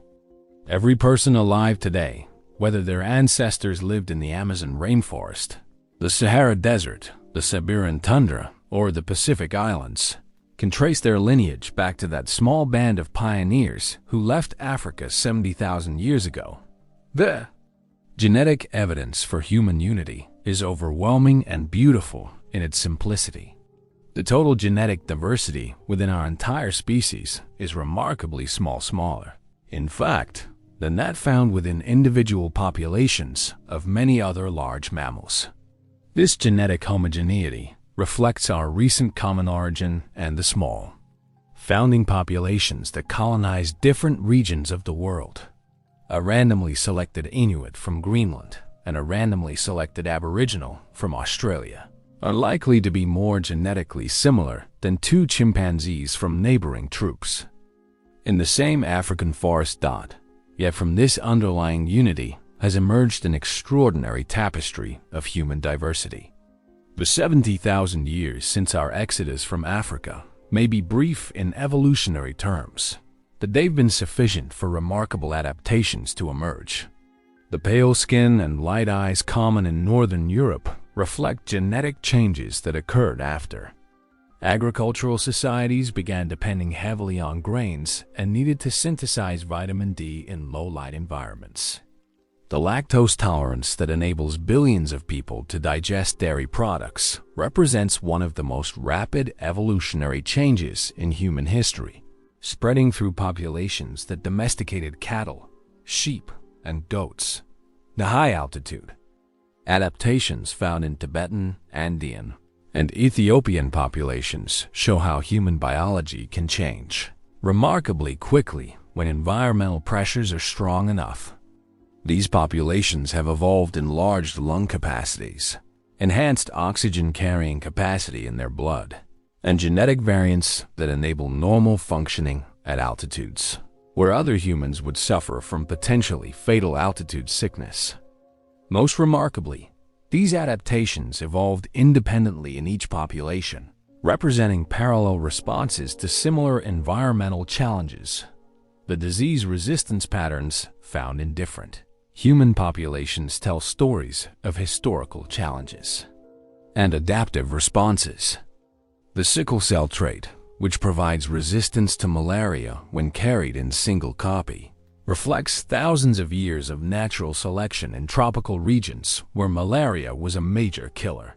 Similarly, genetic variants that provide resistance to plague, cholera, and other infectious diseases show how human populations have adapted to specific pathogen environments. But perhaps the most remarkable aspect of human diversity is not biological, but cultural. The approximately 7,000 languages spoken today represent an explosion of cultural creativity that has no parallel in the natural world. Each language embodies unique ways of understanding and categorizing reality, from the multiple words for snow in Arctic languages to the complex kinship systems encoded in Aboriginal Australian languages to the tonal languages of East Asia, where pitch carries as much meaning as pronunciation. The technological diversity that emerged as humans adapted to different environments is equally extraordinary. Consider the range of solutions human societies developed for the universal challenge of obtaining food. The sophisticated fish traps of Pacific Northwest peoples that could harvest entire salmon runs. The seed-grinding technologies of desert peoples that could extract nutrition from seemingly inedible plants. The bow and arrow technologies that evolved independently on multiple continents. The agricultural systems that transformed wild grasses into wheat, rice, and maize that now feed billions. Artistic and spiritual traditions show similar patterns of both unity and diversity. Every known human society has produced art, music, and belief systems that serve to create meaning, transmit knowledge, and bind communities together. Yet the specific forms these take vary enormously, from the cave paintings of Ice Age Europe to the intricate textiles of Andean civilizations, to the complex oral traditions of African griots, to the sophisticated astronomical knowledge encoded in Polynesian navigation chants. The social innovations that emerged as human populations adapted to different environments and challenges represent another dimension of our species' remarkable creativity. The egalitarian band societies of hunter-gatherers, the complex chiefdoms of Pacific Islands, the city-states of ancient Mesopotamia, the democratic innovations of classical Greece, and the federal systems of modern nations all represent different solutions to the fundamental challenges of human cooperation and social organization. Modern globalization is creating new patterns of human mixing and interaction that echo, in some ways, the great migrations of our ancestors. International migration has created cosmopolitan cities where dozens of languages are spoken and multiple cultural traditions coexist. Intermarriage between people of different ancestral backgrounds is creating new forms of multicultural identity. Digital communication technologies are enabling cultural exchange and collaboration across distances that would have taken our ancestors months or years to traverse. Yet this increasing global connectivity also threatens the very diversity it makes possible to appreciate. Indigenous languages are disappearing at an unprecedented rate, with linguists estimating that half of the world's languages may vanish within the next century. Traditional ecological knowledge, accumulated over thousands of years of adaptation to specific environments, is being lost as young people migrate to cities and adopt modern lifestyles. Unique cultural practices, artistic traditions, and social systems are disappearing as globalization promotes cultural homogenization. The challenge for our modern global civilization is how to maintain the benefits of cultural diversity while also enjoying the advantages of global cooperation and communication. This isn't just an academic question. The diversity of human cultures represents a vast library of solutions to human challenges, from sustainable agriculture techniques developed by indigenous peoples to conflict resolution mechanisms refined by small-scale societies to artistic traditions that reveal new ways of understanding human experience. Climate change and environmental degradation pose particular threats to the populations that have maintained the closest connections to traditional ways of life. Arctic peoples whose ancestors survived ice ages are now watching their sea ice environments disappear within a few decades. High-altitude populations whose genetic adaptations took thousands of years to evolve are seeing their glacier-fed water sources vanish. Island populations whose ancestors were master navigators may become climate refugees as sea levels rise. Yet these same populations also offer hope and guidance for addressing modern global challenges. Their traditional knowledge about sustainable resource management, accumulated over millennia of experience, provides insights for modern conservation efforts. Their social systems, which maintain cooperation and resource sharing across vast distances and harsh conditions, offer models for modern international cooperation. Their spiritual and philosophical traditions, which often emphasize long-term thinking and responsibility to future generations, provide alternative perspectives to the short-term thinking that characterizes much of modern industrial society. The story of human migration and adaptation that we followed from Africa to every corner of the globe ultimately reveals both our remarkable unity and our extraordinary diversity. We are one species, sharing recent common ancestors and fundamental biological similarities. Yet we have also become many peoples, each adapted to specific environments and challenges, each contributing unique solutions to the universal human experience. Understanding this history has profound implications for how we think about contemporary issues of race, ethnicity, nationalism, and human cooperation. The genetic evidence shows clearly that the biological concept of distinct human races has no scientific validity. The variation within traditional racial categories is greater than the variation between them. Yet the cultural diversity that has emerged from our shared human heritage represents one of our species' greatest achievements. As we face challenges that affect all of humanity: climate change, environmental degradation, resource scarcity, pandemic disease, the story of our ancestors' remarkable journey offers both inspiration and practical guidance. They showed that human ingenuity, cooperation, and adaptability can overcome seemingly impossible obstacles. They demonstrated that our species thrives not despite our diversity, but because of it, with each population contributing unique knowledge and capabilities to our collective human heritage. The children of those first African pioneers who took tentative steps beyond their homeland 70,000 years ago have indeed inherited the earth. From their descendants has emerged the richness of human civilization, all our languages, arts, technologies, and ways of life. Chapter 12. The Genetic Tapestry of Human Ity in Leipzig, Germany. A scientist carefully extracts ancient DNA from a fragment of bone no larger than a pencil eraser. This tiny piece of a Neanderthal finger, discovered in a Siberian cave, is about to rewrite the entire story of human evolution and migration. As the genetic sequences appear on computer screens, they reveal something extraordinary. The DNA of our supposedly primitive cousins is woven throughout the genomes of modern humans, creating a genetic tapestry that connects every person on Earth to an epic story of interbreeding, adaptation, and survival that spans hundreds of thousands of years.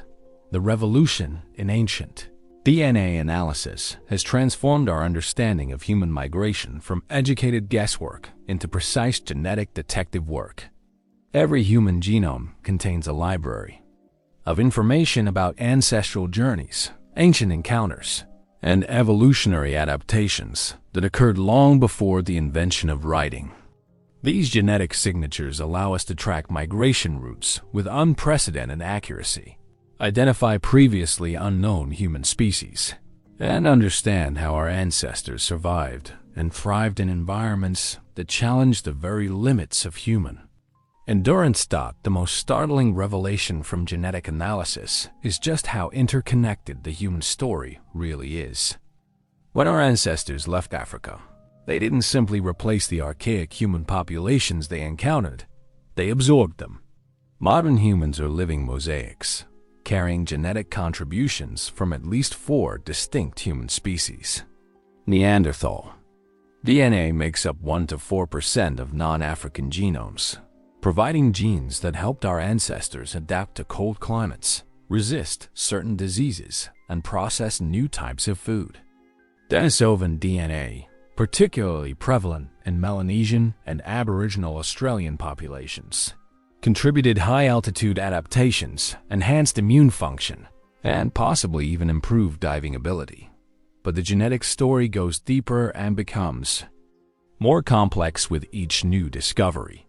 Recent analysis has revealed evidence of ghost populations, entire human species, known only from their genetic signatures in modern genomes. These phantom ancestors interbred with our direct lineage, but left no fossil remains that we've discovered.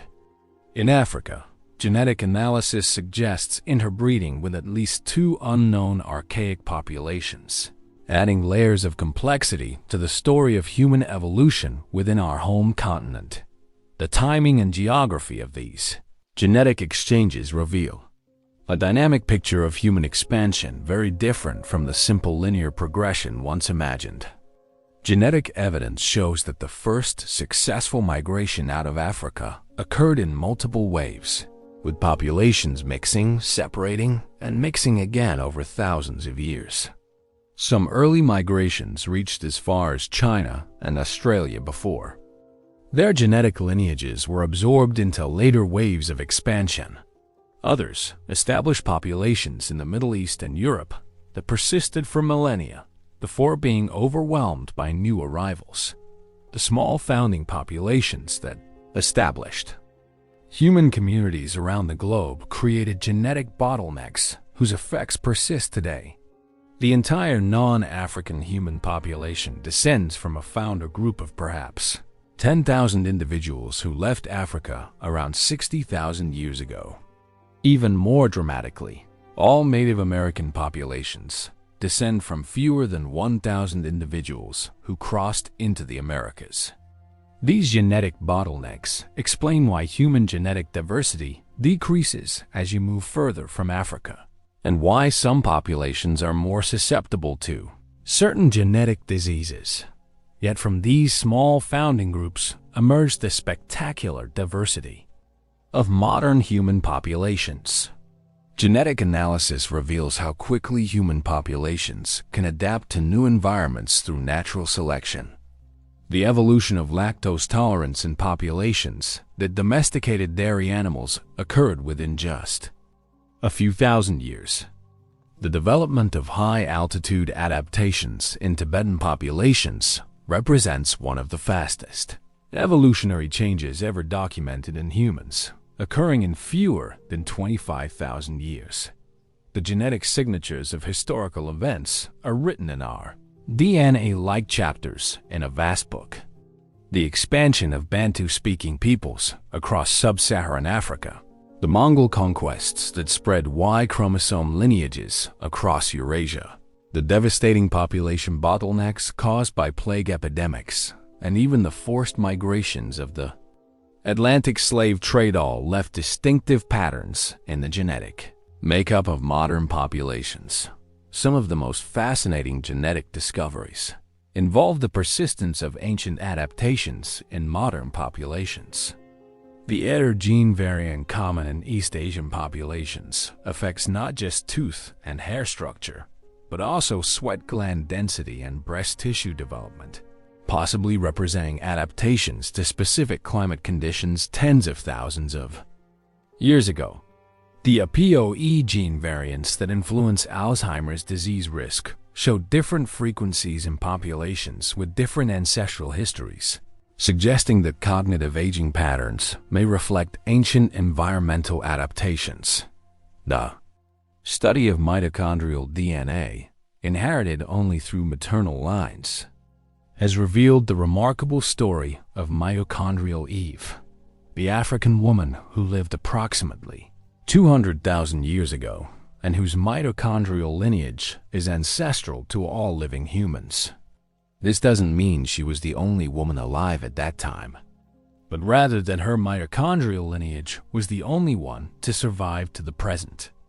The branching pattern of mitochondrial DNA lineages provides a detailed family tree of human maternal ancestry, with each branch representing populations that separated at specific times and places during humanity's global expansion. Y chromosome analysis tells a parallel story through paternal lineages, revealing patterns of male migration and the effects of cultural practices on genetic inheritance. The extreme genetic diversity of Y chromosomes in Africa reflects the continent's role as humanity's birthplace, while the relatively recent common ancestor of most non-African Y chromosomes confirms the bottleneck effect of the out of Africa migration. Perhaps most remarkably, genetic analysis is revealing ongoing human evolution in response to modern conditions. Populations in high-altitude regions continue to show genetic changes that improve oxygen utilization. Urban populations show genetic responses to dietary changes and disease exposure. Some populations have developed genetic resistance to HIV, malaria, and other pathogens within just a few generations, demonstrating that natural selection continues to shape human genetics even in the modern era. The implications of genetic research extend far beyond academic curiosity. Understanding the genetic basis of human adaptation provides insights for medical treatment, as different populations may respond differently to medications or show varying susceptibilities to diseases based on their ancestral genetic makeup.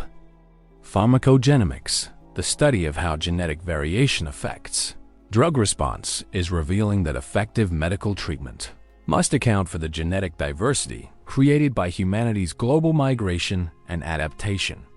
The genetic evidence also provides powerful arguments against traditional concepts of human races.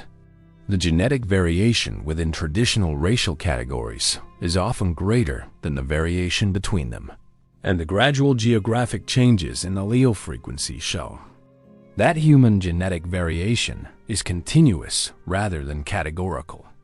What we perceive as racial differences represent tiny portions of the human genome, mostly involving genes for pigmentation, hair texture, and facial features that were strongly influenced by natural selection in different environments.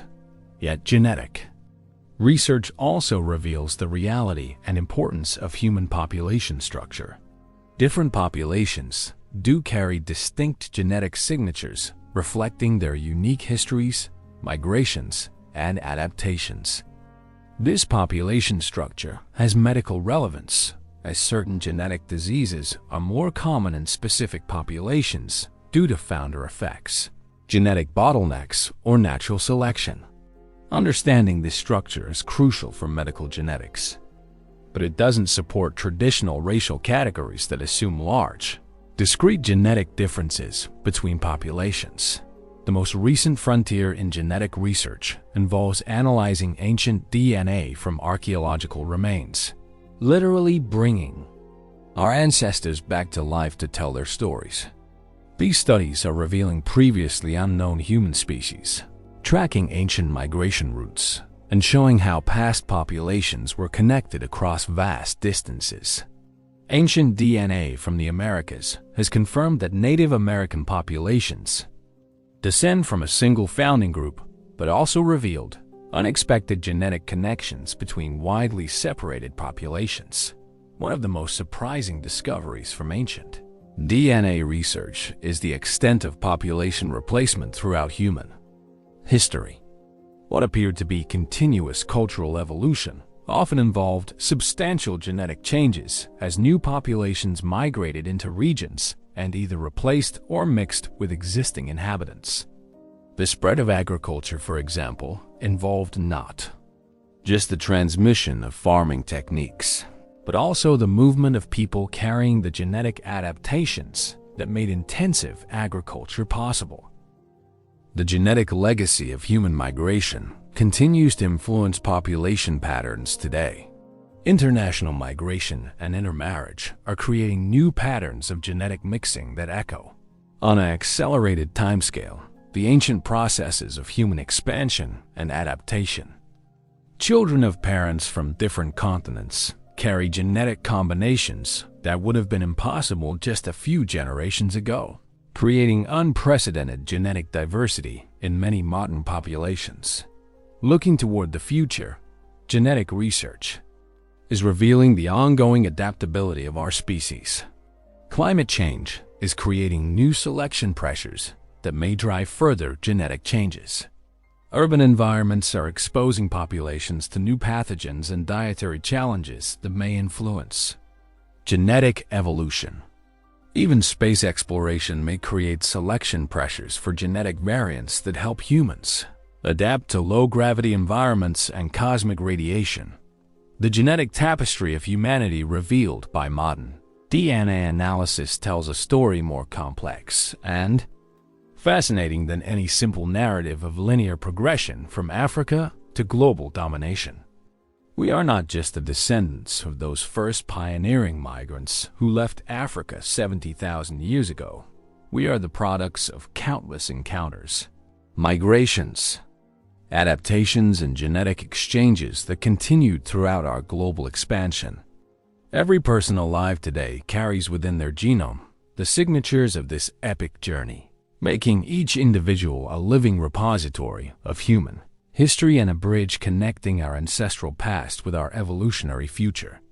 The story written in our genes reveals humanity at its most remarkable, adaptable, resilient, interconnected, and continuously evolving. As we face new challenges and opportunities, the genetic diversity created by our ancestors' global journey remains one of our species' greatest assets, providing the raw material for continued adaptation and the foundation for understanding. Our shared human heritage. As we reach the end of our journey through humanity's greatest adventure, it's worth pausing to consider where we've traveled together. We began 70,000 years ago with a small band of modern humans taking their first tentative steps out of Africa, driven by curiosity, necessity, and an almost inconceivable courage to venture into the unknown. We followed their descendants as Bodhian.